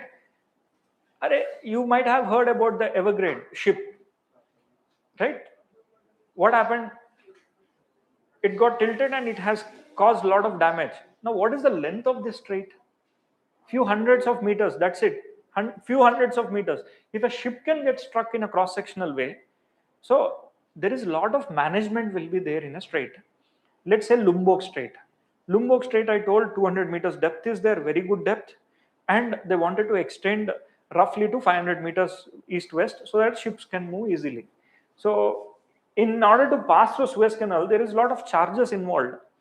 That charges are very minimal charges for a ship to go around and come back from Africa. The fuel cost is more, the time cost is more, perishable goods will not stay. To keep that goods very fresh, you need to bring up refrigerating agents. That is another cost. The more the diesel, you need to refuel. So these trades, any services they provide, they charge. But for Iran, the Persian Gulf, it is saying that if at all you go and trade with Kuwait, I don't mind. You go and trade with Qatar, Bahrain, UAE, you go. But you have to cross through my strait. It is now saying I will tax Strait of Hormuz because it is under their control. Every country has a certain limit of extension. Territorial waters are there. Let's say India and Sri Lanka, the distance between them is 28 kilometers. Where will the India's territorial waters end? Where will their territorial water end? In that context, we'll go for a Talweg property, where the deepest part will be taken into consideration and we say that is your water, this is my water, but we'll go for common management. Right? India, Bangladesh ke saath hum karte hain. So here, this Strait of Hormuz is just a 30-kilometer stretch maximum. At one stretch, it is 18 kilometers. On an average, 350 to 800 ships travel through them. Very big ships. Now, oil ships are there. Oil ships, wo to snail ki tarah move karta hai. They move very gently. They can't move faster because the oil. Just imagine a big full ship of oil. If it has to move, wobbles. What do? Is they convert that into silos, like water tankers. Have you ever seen water tanker, a milk tanker? Is it just a single tank? No, it has lot of partitions so that if a vehicle breaks, it should not. Now imagine your ship has to go up and down with the waves of 5 meters height, 10 meters height, 7 meters height. So here the grains, everything is ergonomically placed that needs frequent adjustment, readjustments. So these straits become an important area where they wanted to access the ports and then do. That is when the taxing happens, right? So India wants to build a port near the Andaman Nicobar to create an alternative port to the Strait of Malacca, the services. So we have to do that. That is what the Andaman Nicobar project, but we had to stop that because we give priority to environment, right? Yeah. अब आंख बंद करके please try to recall everyone. I'll be telling everyone, close your eyes. We are traveling from India to Russia. In the due process, we started our journey from Gujarat. From Gujarat, we went into Gulf of Aden and then we crossed Bab el-Mandab Strait and entered Red Sea. From Red Sea, Suez Canal, and then we entered into Mediterranean Sea. From Mediterranean Sea, we'll go towards the Aegean Sea, and then we cross the Strait of Dardanelles and enter Sea of Marmara. From Sea of Marmara, we cross the Strait of Bosphorus and enter Black Sea. From Black Sea, we cross the Strait of Kerch and enter into Sea of Azovs. From Sea of Azovs, we meet Russia. Can the trade happen in this manner? Yes, trade can be doing in this. In this context, one thing that you need to know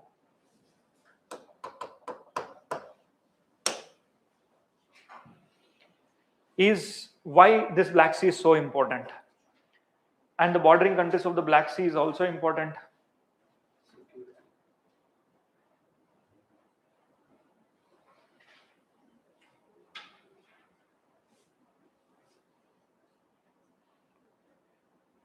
Can you see the color differences on the board in the Black Sea?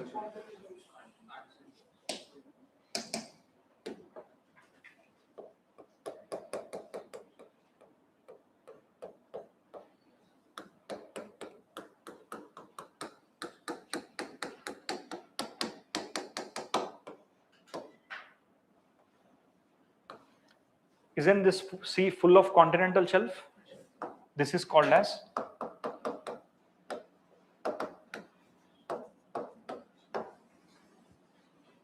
marginal sea. And to control this marginal sea, Russia needs this peninsula. Once you take this peninsula, you'll get control of this part of the area, right? And you'll have control of the Black Sea, right? And this part of the area is accessible all throughout the year. The problem with Russia is you go to the eastern side, just on the same latitudes, you see this part of the area is accessible all throughout the year. Why? Because of a current. What is the name of the current? Norwegian current, that is North Atlantic drift current. So it keeps warm. But on the eastern side of Russia, you see, you have cold currents coming. So this part of Russia, coast, they are not accessible. Right? Ovesho, and from the south you have Kuresho. In the polar region, it is full of ice. So Russia do not have the sea routes. See, Russia has built icebreakers. So it want to travel through this. But the globe will tell you are disturbing the polar region. Polar region is a global common. It is not owned by anyone. It is owned by everyone. So you can't enter there with your breakage ships, and break the ice and travel. So their only way for us to trade with, if Russia wants something, it can easily access the Africa. It can easily access and come to India, right? For India, if we have to trade, we have to go around. But in winters, how are we going to trade? Right? We take the help from the eastern countries. So Russia is a good partner to us, and we also need oil from Russia. How are we going to trade in winters? So the icebreakers are there. They break the ice and they drive the ship. But that's a costly way. So the best possible route is this. And that is the reason why we built INSTC, International North-South Corridor. What is this INSTC? We wanted to connect Iran from Iran. Only Iran? Chawar. Okay, we want to connect to Chabahar, and so see, try to understand this context. This is little IR and this is your INSTC. See, North-South Transit Corridor, this is called. But we need the help of Iran. Where are we going and connecting? Russia. India wants connection with Russia. The earlier route, it used to involve this. Same way, Gulf of Aden we used to cross and then enter Red Sea. From there, you go to Mediterranean Sea and then cross this Strait of Gibraltar, go into North Sea, and from here we used to enter into the St. Petersburg. Right? ये बहुत लंबा रास्ता है, and there are too many taxes, tax here, right? It takes a lot of time. But if Iran is a good friend of us, we developed a port here. What is the need for development of the port? Chabahar, right? It has two reasons. One, we can keep a watch on the Gwadar port of the Pakistan, which is hardly few kilometers, 20-30 kilometers away from this, right? So here, Pakistan's port is there. We can have a control. And then we also promised Iran, you are a good friend of us and you trust us. So we will build a corridor. A corridor, from here we build a port and then we build a garland. Right? And this garland includes the places like Daleram, Zarans. So look at this. This is your Chabahar port. And from here we said, हम Afghanistan को भी help करेंगे. We help Afghanistan also. To help Afghanistan, Iran becomes very important because to tackle Pakistan, we said that we encircle Pakistan. like the way China does to India, right? It says string of pearls, right? We say garland. Now, from here we wanted to enter into Chabahar port. From Chabahar port, we have a border by the name Zarans. From Zarans, Daleram Zarans we call. So Herat, Kandar, Kabul, Mazari Sharif, these are the places where a lot of developmental infrastructure has been built by India for Afghanistan. For example, we even built a dam, Salma Dam, right? We give our Chinook cheetah helicopters to them, and we give defense equipments to Afghanistan. It was a very good friendship that we maintained even before Taliban regime was there, right? So after Taliban came, we did not initially recognize Taliban, but now we engaged Taliban. We invited Taliban to India. They had their conversations, right? Because for us, Afghanistan is very, very important. Now, why this route is in news? Because India has moved out from Chabahar. Look at the vision. The vision is so much of infrastructure that we built here, and we wanted to move from this Chabahar to Russia. This is the vision that we had. But now Iran is in trouble. Afghanistan, Taliban, right? So much of development we did, and then we are not operating anymore in the Chabahar. India said, I'm moving out from Chabahar. Why? The cost of Chabahar is too much for India. It's a this is the base of India. Base of India, since literally the military is present there. Imagine, literally military is present there. Just Pakistan, 18 to 30 kilometers away, the military is present here. They can do anything and everything at that point of time. And that too, this is Baluchistan. ये पाकिस्तान का वो हिस्सा है जो वो पाकिस्तान नहीं मानते, ठीक है? हाँ, आजाद Baluchistan, right? So the liberation fronts are there. So that's why the Pakistan has a fear about this Chabahar, right? So in this context, you need to remember these names. Now repeat the names after me. Zarans, Daleram, Mazari Sharif, Herat, Kardom. Sorry, Kandar. Khartoum is there. Kandar, right? So this is the garland which we built for Afghanistan and Chabahar port. Now let's come to the route and the countries where INSTC, which is nothing but the north-south transit corridor, is there. So in this north-south transit corridor, we involve countries like Iran is there, the Bandar Abbas port. From there, it's a land route. And then we wanted to enter into Azerbaijan, that is Baku. The problem here is Azerbaijan is also in troubles. Okay? Azerbaijan and Armenia. What is the conflict area called? Nagorno-Karabakh plus the Lachin corridor. These are the two places which I'll discuss in the further time. So Lachin corridor and Nagorno-Karabakh, these are the issues. Again, there is an involvement of US there. US को क्या काम है यार यहाँ Caspian Sea में? It says that I wanted to build a pipeline from the Caspian Sea because there is so much of gas there. From there, across the Caucasus Mountains. Caucasus Mountains are nothing but those mountains which are present between Black Sea to Caspian Sea. This is your Caspian Sea. So between Black Sea to Caspian Sea, these mountains are called as Caucasian Mountains. These Caucasian mountains are Greater Caucasian and Lesser Caucasian. Two ranges of mountains are there. So US idea is to build a pipeline from the Caspian Sea to the Black Sea and then explore and give it to the Europe, right? So US came and brokered the deal between Azerbaijan and Armenia, right?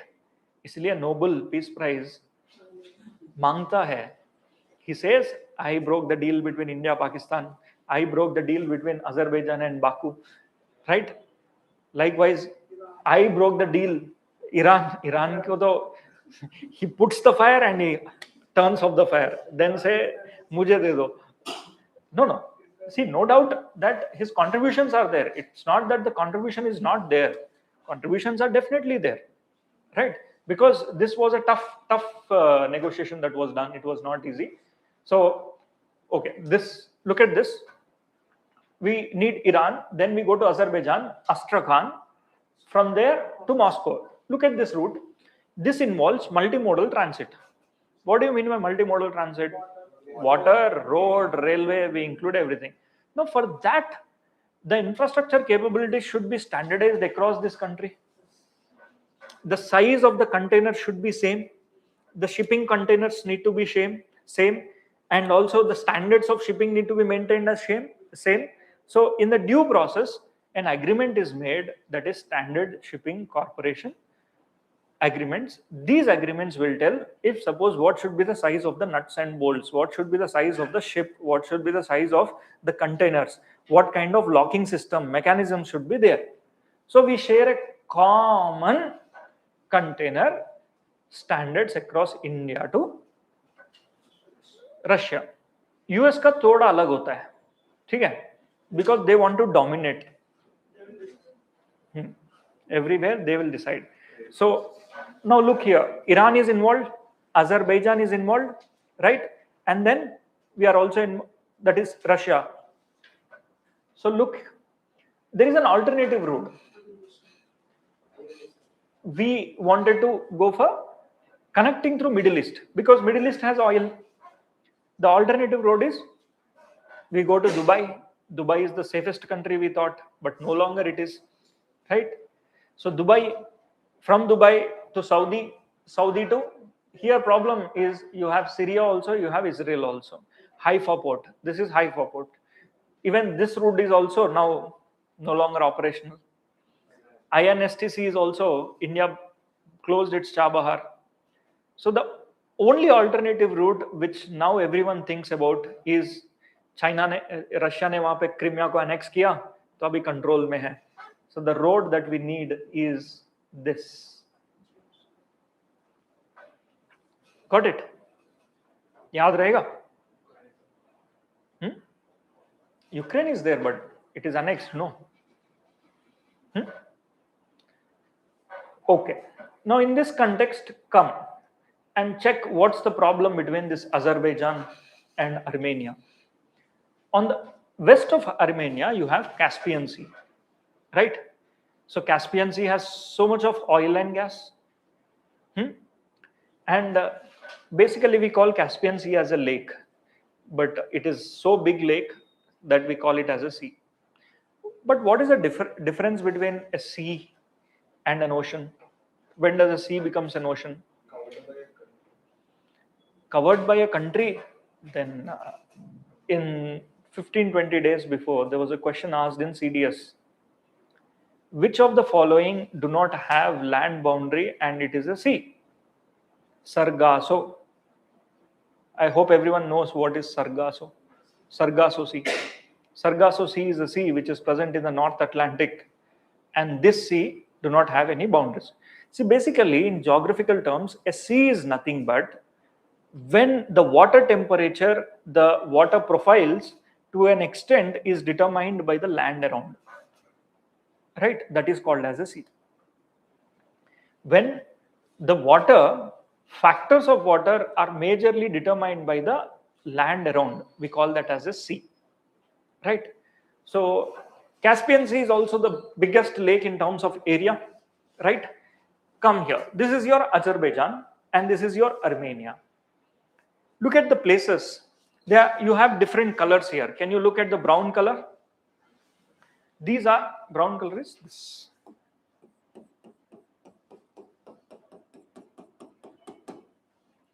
So, and look at this part of the area.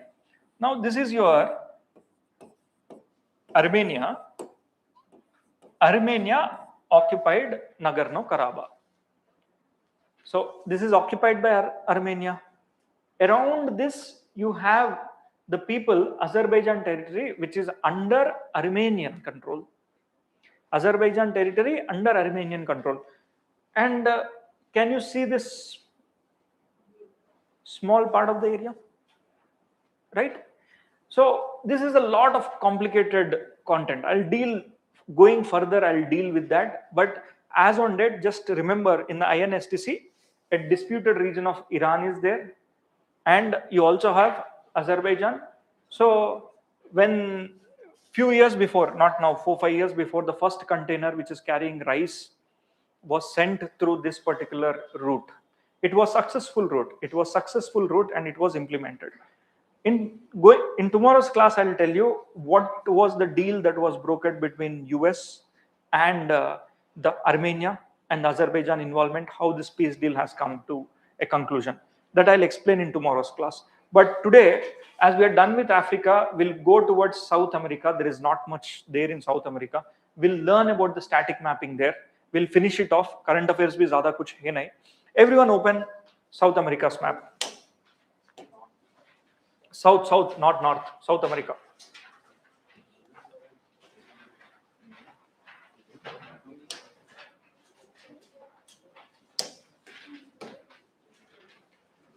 And see, in this handout, we'll give you content. It doesn't mean that everything you need to grab. You just need to know the outline. Why is it in news? What happened in the news? If suppose Nigeria is in news, we'll go into Nigeria and give you whatever is there in Nigeria. It doesn't mean that you need to remember everything. Maybe for the future references, you need to refer. But as on date, just go through the headlines. This document will be sufficient for Africa. If any question comes, you can handle. And please observe. Whenever you're doing mapping, the first thing that you need to do is observe. Right? What are there in the desert? What are there in the equatorial region? Like the way yesterday I've shown you a question where Congo basin में कौन सा country हो सकता है? Sahel region what countries? Desert region what countries? Like that.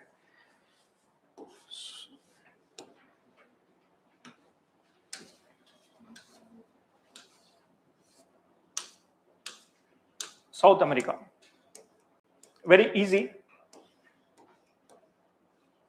So already I told you Treaty of Tordesillas. So that divides. The division is like this. That means this part of the area is under the control of Portuguese. Rest of this is under the control. Earlier, before the independent states were formed, this is under the control of Spain.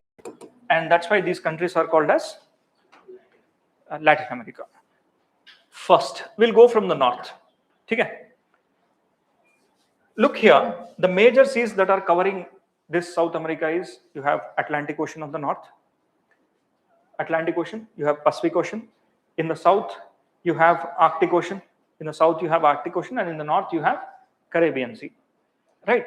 So these are the major seas that you will get to see. Caribbean Sea, Atlantic, Pacific, and in the south, you have Antarctic Ocean. So it roughly looks like a triangle. See here.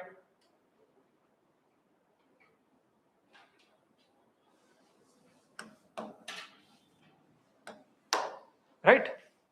Easy way to draw is you put a 3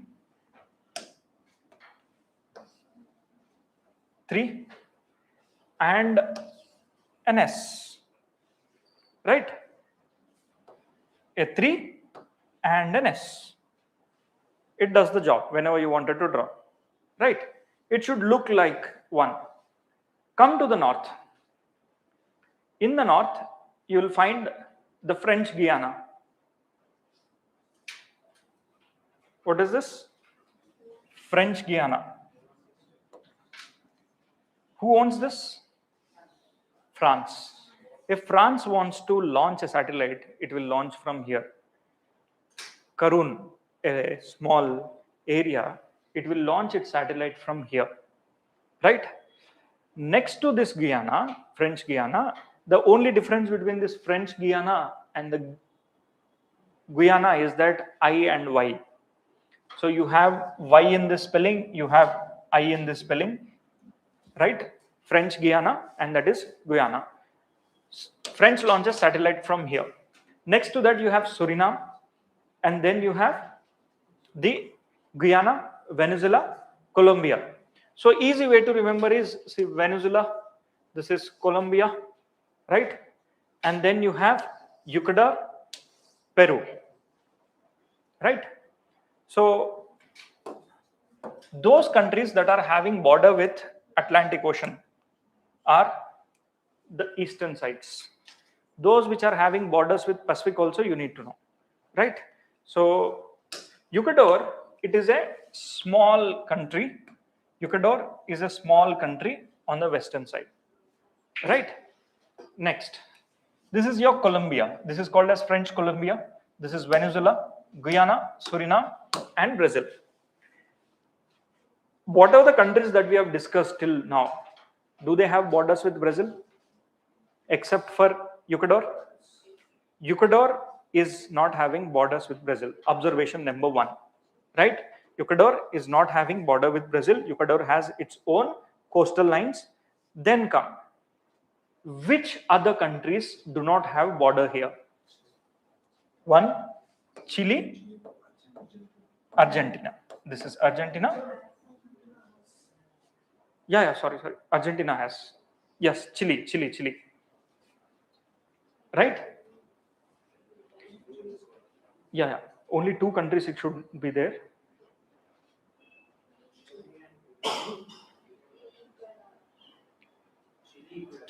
Chile and Ecuador. Second observation. Ecuador do not have a border and Chile do not have a border. Rest of the countries will be having border with the Brazil. That means Brazil should be having good relations with all the other countries. Yes or no?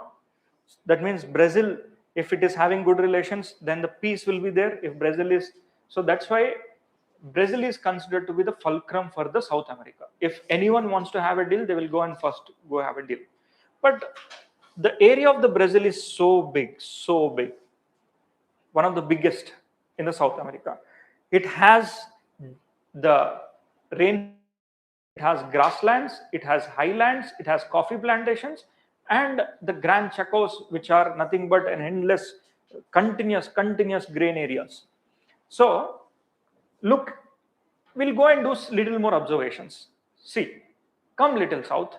On the global side, you see, have you heard about the Drake's Passage?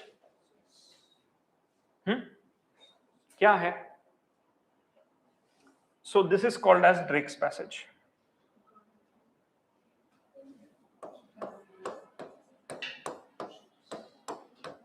Right? Ship would like to travel in this part of the area. Why? One, extremely cold water. And one more thing. If I show you this from the North Pole, are there any breaks for this water which is moving? Is there any land in between? No. So the water here flows faster, moves faster, right? And imagine this is your Antarctica. It is a table which is present here. Just imagine you are picking up a table and making them stand here. This table is roughly 3 kilometers height, right?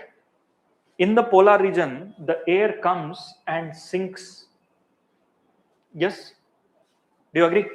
The air is coming and sinking, right? So the air movement is very fast and apply Coriolis force in the southern hemisphere. It is towards the right or left?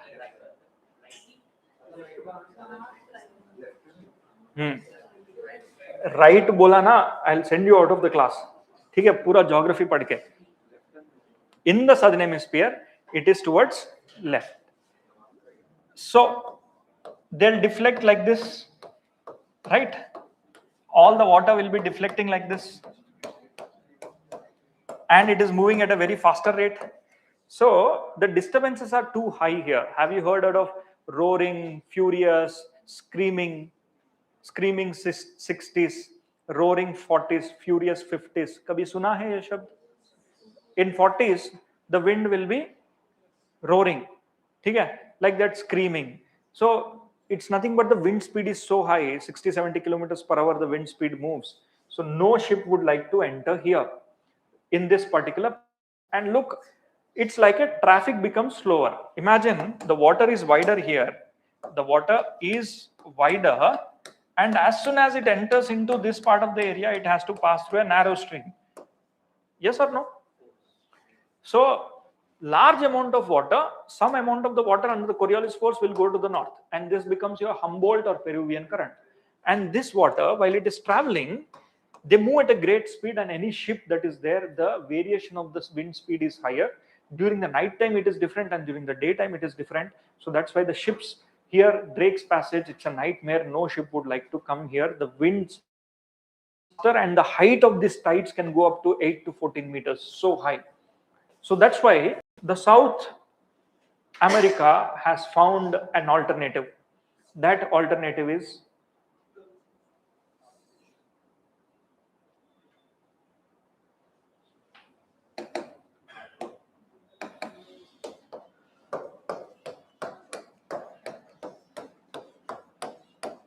what is this called? Strait of, the one who went across the globe for the first time. What's the name? Huh? Strait of Magellan. Magellan ship is the ship which went around the globe for the first time, right? It is named after this passage. This is called as the Strait of Magellan. If ships are not traveling through the Drake's Passage, they'll go towards Strait of Magellan. This strait is a strait which is moving through a lot of continent, lot of landmass next to this. Okay, come back. Look here.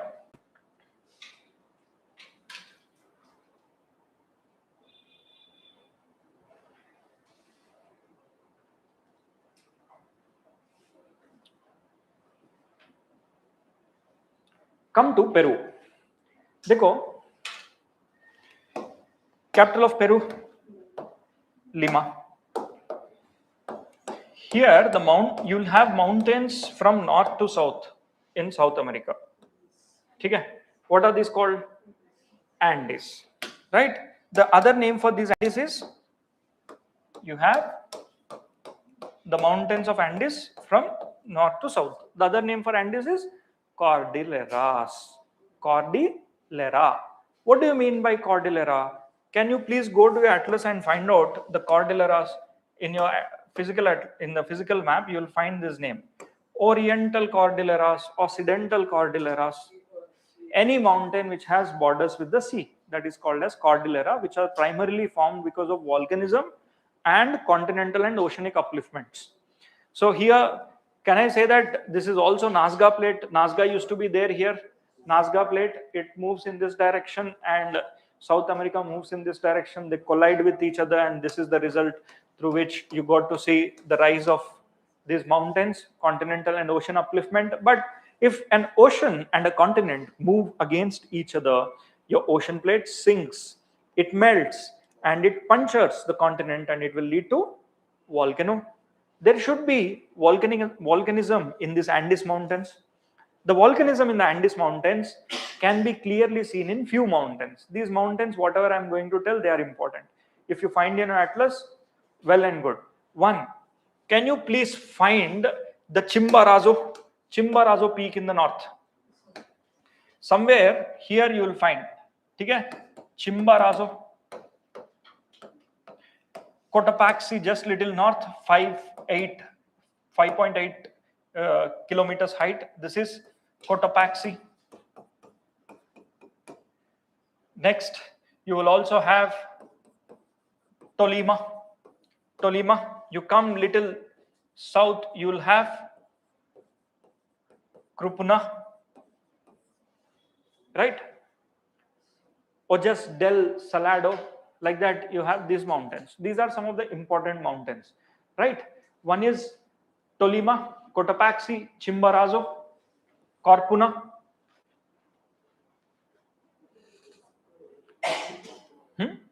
South of this Corpuna, you have Lake Titicaca.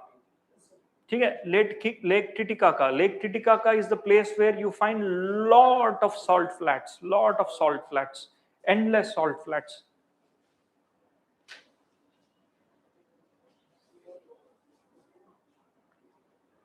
And one more. So as you go towards the south, the commonality is that you will find mountains, but these mountains in the southern region are not so tall. They are little less in height, but in the central part of the region and in the north, they are taller. Like in Western Ghats, if you see, the south regions are the ones which are having tall mountains. North it is shorter, but it is reverse here. And commonalities, they have volcanism in each and everything. So that's why they are also called as cordilleras. And these cordilleras, they are little broader when it comes to Peru. ये Peru देखो, Peru में थोड़ा broad होता है. There are a lot of birds. There are a lot of birds which live on this Andes mountains, right? Especially in Peru. So little here you'll also have cold water currents, and good amount of ports are present here. Why? Because this is also the area where the depth of the water is more. I also told there is no continental shelf. When there is no continental shelf, natural harbors can be easily set up. So west coast has natural harbors, and upliftment of water takes place. Yes or no? Cold water currents are there. That means nutrients are very fresh. So this becomes a very good fishing grounds across the globe, right? So good fishing grounds can be seen here. And so here the hills are little broad and a lot of birds are there. The birds droplets will contain phosphate. So you get good phosphate content in these mountain regions. Why? Because of the birds fecal material, right? Bird fecal material will give you.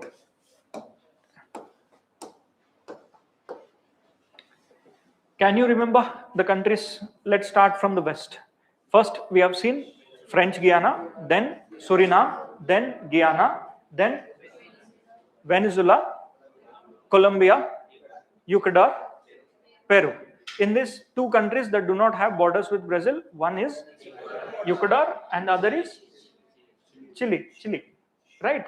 So these two countries. And come here. Another important aspect that you need to know is the ABC countries.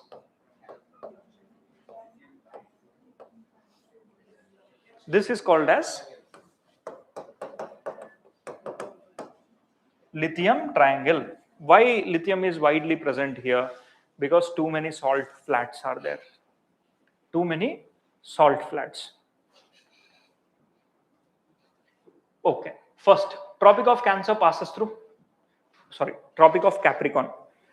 Tropic of Capricorn passes through three countries. It passes through the Bua. BUA.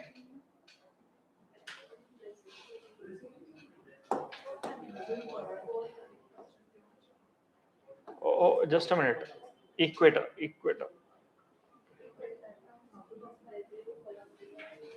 First equator. Wait. First, let's do equator. Ecuador, Colombia, Brazil. EBC. Right? Economically backward class. Tropic of Capricorn. Chile, Argentina, Paraguay. Right? Then northern countries are more in number as compared to southern countries. Right? Let's come to the physical aspects.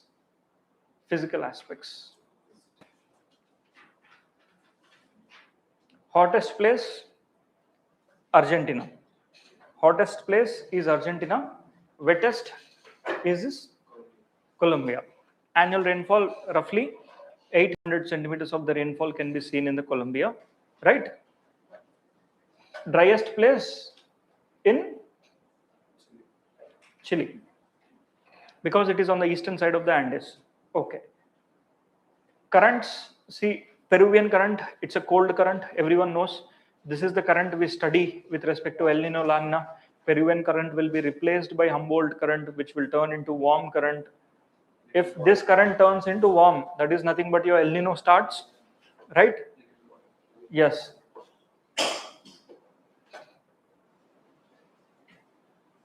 Natural vegetation, tropical rainforest are more.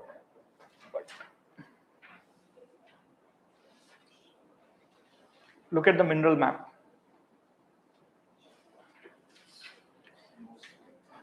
You have aluminium, you have bauxite, copper, chrome, diamonds, gold, iron, manganese, phosphate, silver, tin. Majority of the minerals are there. It's just that you need to understand that major minerals, if they are there, that means industries can be set up. Now come back to the physical aspects.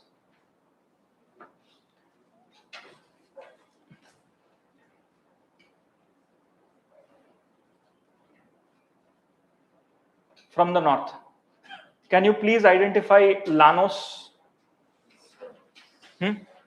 Lanos are grasslands. Next, Guyana highlands. Highlands are nothing but where the height is high. In this Lanos are grasslands. These are tropical grasslands. Okay? And Brazil also has subtropical grasslands. You come to Brazil, can you find Campos there? This is your Campos. Campos, Lanos, Campos. Can you please also come to little south? You find the Pampas.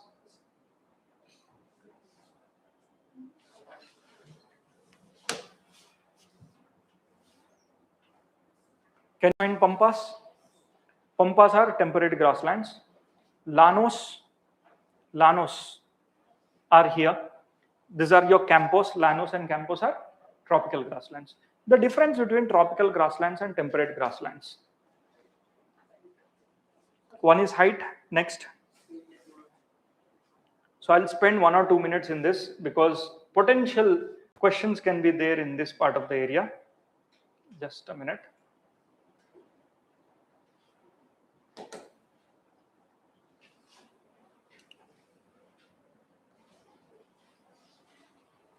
See here,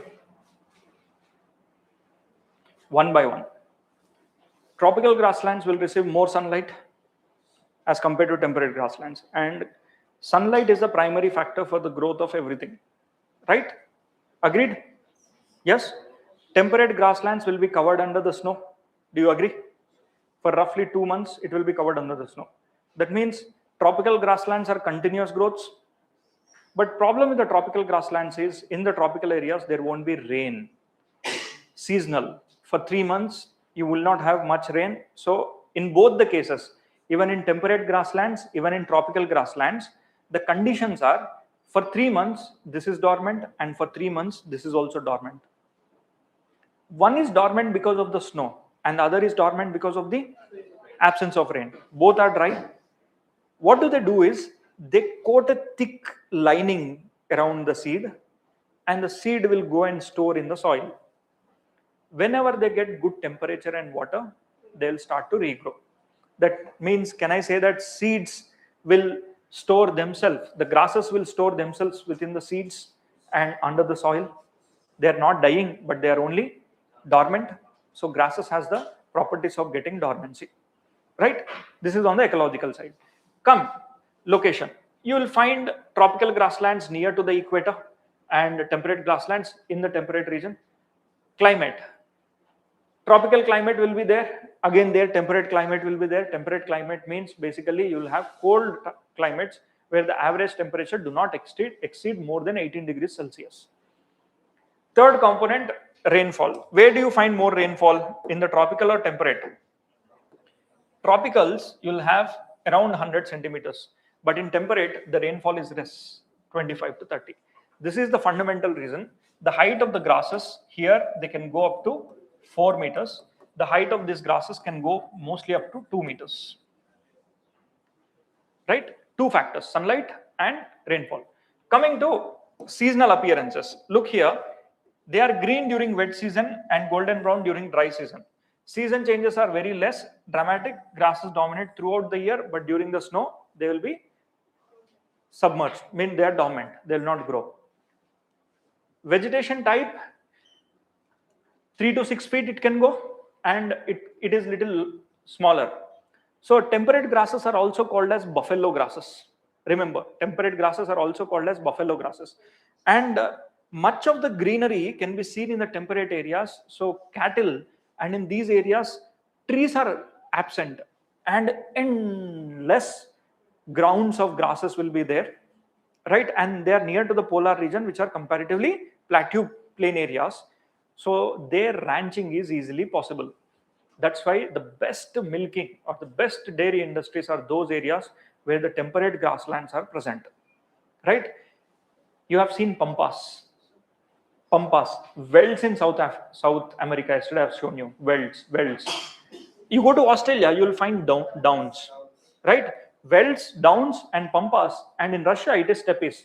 These are the areas of very good and beautiful grasslands with good growth of grasses, which are buffalo grasses, right? So buffalo grasses.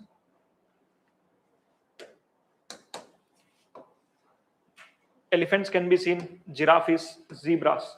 Here, only few larger mammals can be seen, right? So examples, when you look into,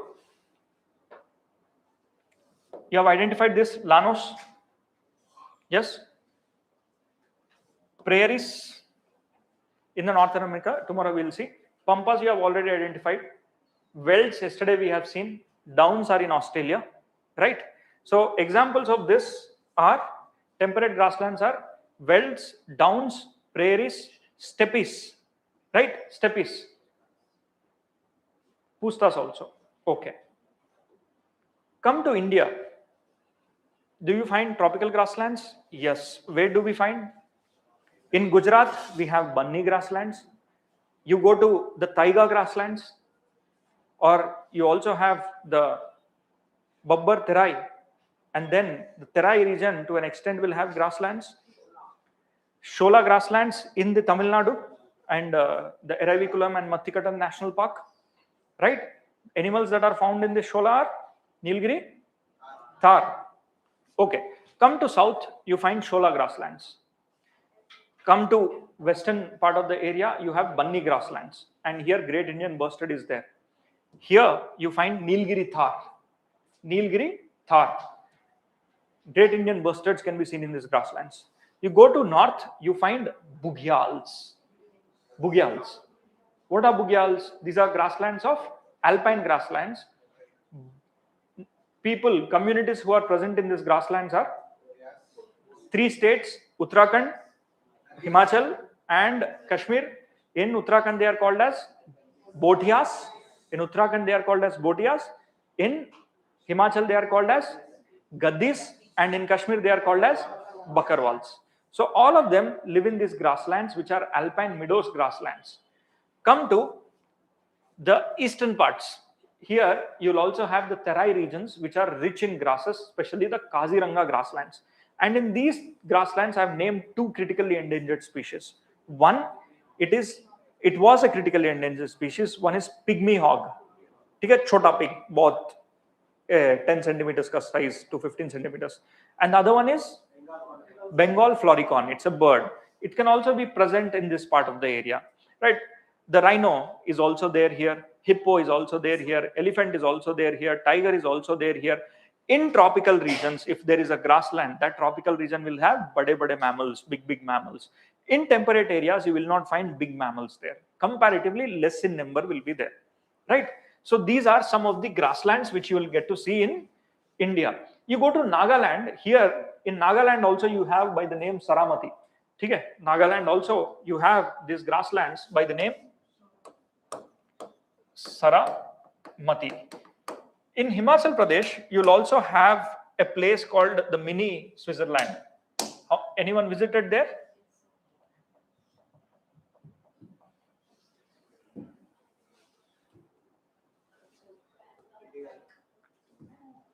This is Kajiar, right? Kajiar is also a grassland. We call this as a mini Switzerland because it looks like one.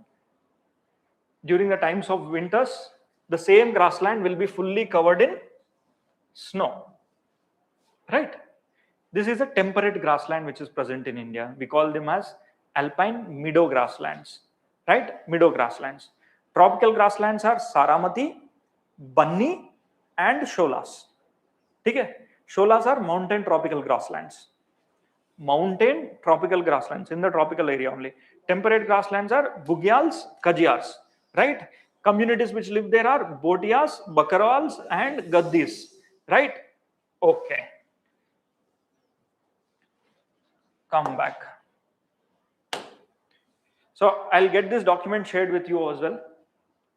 So it should be easy for you. You can easily expect one question from this grasslands. Okay, steppes, prairies, wells, downs, everything here. So look at this. These are your temperate grasslands.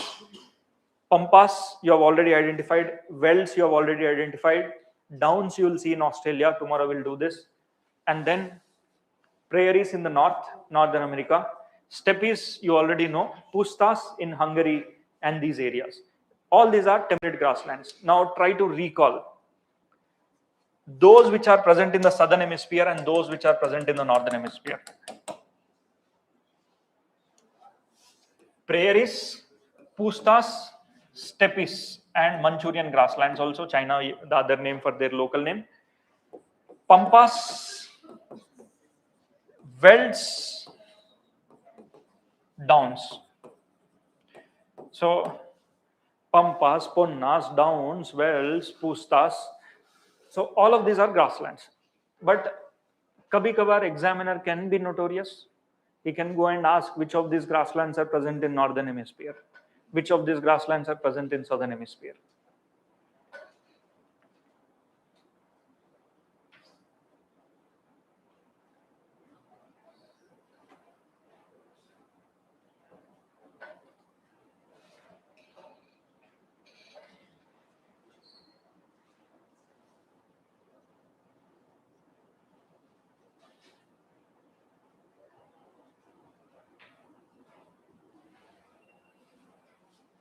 I'll wait 1 minute. I'll wait.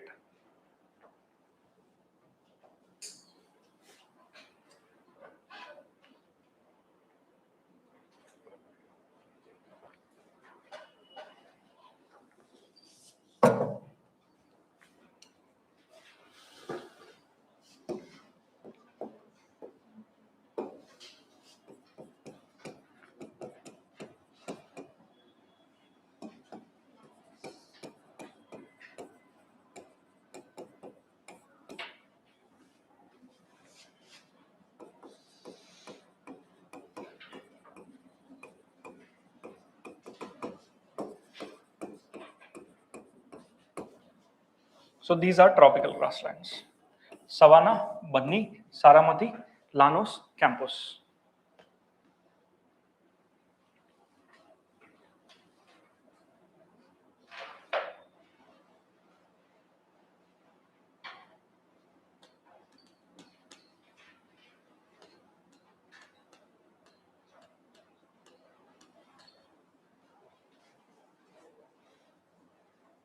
Done?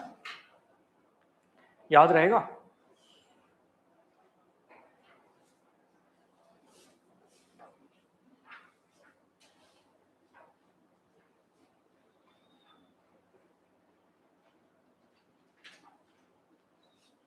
This is in Venezuela. This is in Brazil. Savanna is there in the southern hemisphere also. South of equator also you'll find the savanna in both the hemispheres.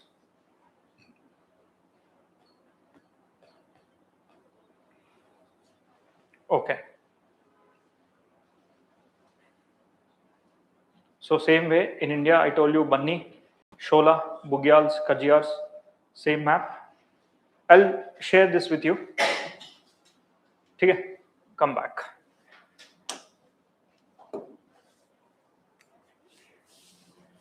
If you come little east, you'll find Katingas. What is Katinga? Shrublands. Katingas means shrubland.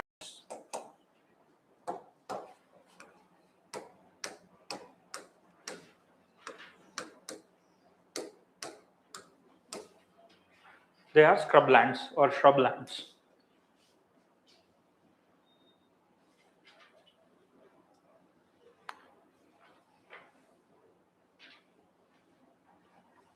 Right? Come to Brazil. Scrublands, मतलब जिसका height छोटा है. The height of the plants are bushy, not too tall, but they spread wide. Shrubs, right? Vegetation mean rainfall is not too high, or if it is extreme rainfall with boglands also you'll have them. In simple terms, पानी कम है वहां पर. Look here.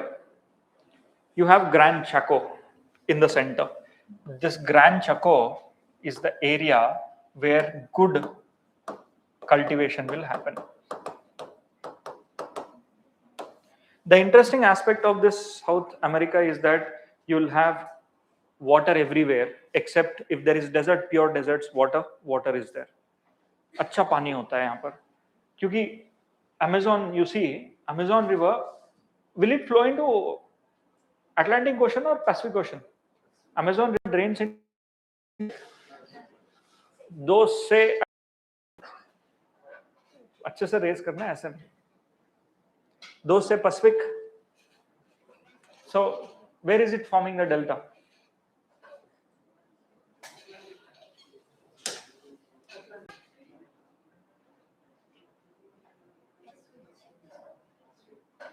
So why should it go into Pacific?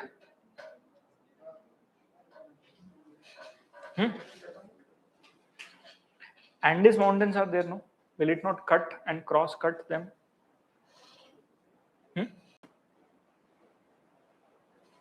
See, Kabir, please try to go with some common sense also. Okay? There was a time period where Andes was actually flowing into Pacific, but because of the upliftment of this, the route has changed there.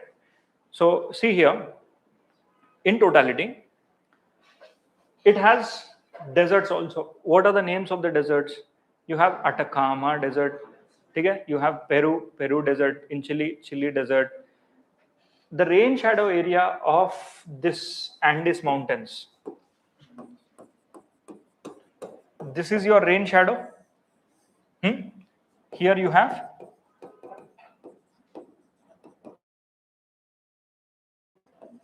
right, and here Argentina, you have the Atacama Desert. Do you have rainfall on this? No rainfall. Cold ocean water, so rainfall is not much there, right? So western, though cold water is there, no rainfall will be there. Okay. A broad overview about this. Now let me show you a small map which will give you a complete picture of.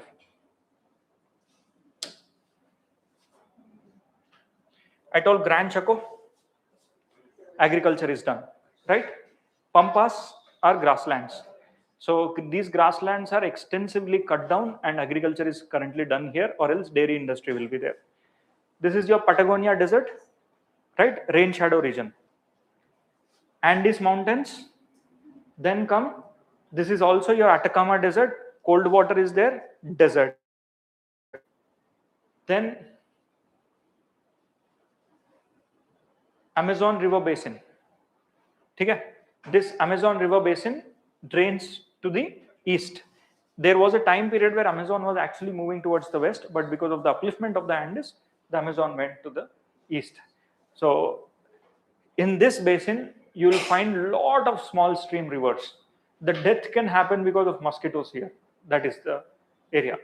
And one more thing, 10 to 15 days before, there was a news article on a tribal community in Zambezi River next to the Zimbabwe who has only 2 toes. How many of you have read that article? 2-toed tribal community.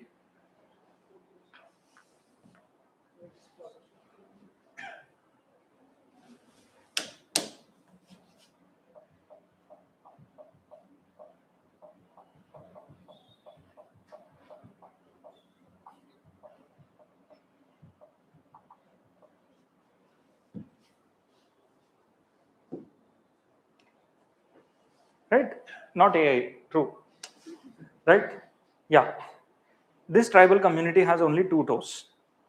These are such kind of tribal community where a news article in Down to Earth, I've read that. So I thought it's 15-20 days, it's been, so kya pata examiner ko interesting lage aur dal diya. So they live next to the Zambezi River across the boundaries between Zimbabwe and Zambia in Africa. South you have Zimbabwe and then you have Zambia. In between you have a river called Zambezi. So as on date, I told you elephants are very much highly present in the Botswana and those areas. So these people, these tribal communities, they hunt elephants and they eat it. They hunt any animal and they can eat it. This is their non-agricultural local tribe who has only two toes, right? Their development of the toes did not take place, and as on date, this community is still there, right?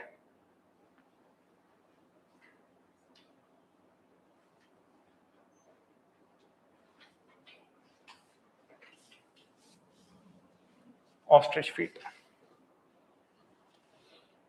Okay.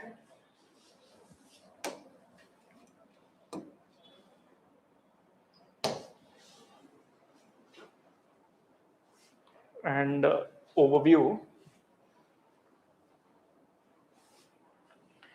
In between Gran Chaco and Amazon, you'll have a plateau by the name Bolivian Plateau. And this is called Matagrasso because a lot of growth of grasses plus the coffee cultivation can be done. See, Brazil is a highland. Look here, this Brazil is very interesting Brazil. It has a lot of highlands. So in these highlands, the growth of coffee is grown. And rest of the area, you see sugarcane. White sugarcane is widely grown. The world's largest growth of sugarcane takes place here, and that is the reason why this country is able to achieve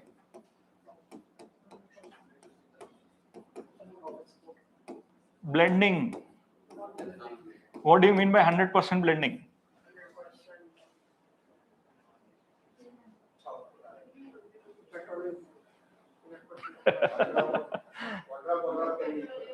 One drop, it is equal. It is 100% is equal to 50% of the total petrol and 50% of this, right? So 3 days before, Nitin Gadkari, the minister, has spoken about 100% 100% we wanted to achieve by the year 2035, right? So that is what the target is. We can go for that, but for that, growth of sugarcane need to be there, right? India can't achieve that growth of the sugarcane because when you grow more sugarcane, then the chances of water intensive cultivation it will be. And India has 86% of the total farmers are small and marginal. A small and marginal farmer will not grow sugarcane. Why? Yeah, paisa chahiye farmer ko. See, basically, if you grow the sugarcane now, it will give you a crop after 12 months or 18 months, right? But if you grow a rice now, it will give you after 4 months. Every 4 months, the farmer gets income. So small farmers will not wait for 12 months. So that's why it is not possible for India to be fully in achieving mode to go for ethanol blending beyond a limit. That ethanol also we have to import, right? Import ethanol and then do the blending. What is the purpose of it? It won't suffice the purpose. It is just that we डंका बजा के बोलते हैं हम Paris agreement को हमने achieve किया. Paris agreement को आप तब अचीव करते हो when you meet the needs of the people and then satisfies the people and then give your data to the Paris saying that yes, we did it. So in totality, this is what is on a rough line of South America, right? So not many questions will be there from here. Interesting aspects are: one, countries through which equator passes through, EBC, right? Ecuador, Colombia, and Brazil, right? Next, northern countries, matlab those which are there north of equator. Then western countries, Peru and Chile. Eastern countries are the ones which are having with Atlantic Ocean, and landlocked countries are two. Observation. Then comes eastern coastal countries. Brazil is there, Uruguay is there, Argentina is there, right? Tropic of Capricorn passes through Chile, Argentina, Paraguay, and Brazil. So basically observation पे questions आ सकते हैं. उसके अलावा current affairs are not much important for us until and unless if it has an impact on India, only then you will have. Let's say ethanol blending can be important for you.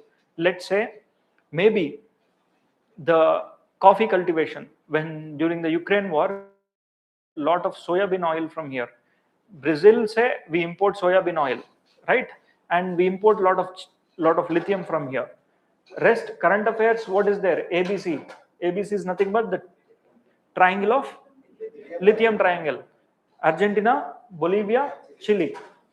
Baki capital cities, I don't think so UPSC will enter into those areas, right? Venezuela, yes, but उसमें भी ज़्यादा कुछ है नहीं, मतलब I have explored in all means and ways, मुझे लग नहीं रहा है पोटेंशियल यहाँ से आ सकता है. वेनेजुएला का कैपिटल सिटी देखो, bordering areas of Venezuela. Does Venezuela have grasslands? Yes, Llanos was there, right? And bordering countries of Venezuela, on the west you have Colombia, on the east you have Guinea, and then Suriname. Suriname is there? No, it is not there. Guinea and Brazil तो वैसे ही है. Brazil के लिए दो countries border नहीं करते, Ecuador and Chile, and two landlocked countries, Bolivia and Paraguay, right? That's it. This is what observational mapping of South America. Same way observational mapping of Africa you have to do with North America, right? Europe padna padega, because Europe we have to learn the current affairs. Australia observational mapping only, not much current affairs. Europe we have to read, Asia we have to read. You already got a document for Asia and Southeast Asia. Yes, you got it. Print मिल गया, मिल जाएगा आपको, कोई issue नहीं. If it is not, it will be uploaded online. Current affairs need to be discussed for that, and then later will do tomorrow Australia observational mapping, North America observational mapping, and then Europe and Asia will do in with current affairs, and the West Asia which is in current affairs, especially Iran bordering and also places of bombing. पहले 2-3 bomb थे, अब तो सारे जगह ही bombing था. The nuclear sites, Natanz, right? These things we'll do tomorrow. We'll stop here.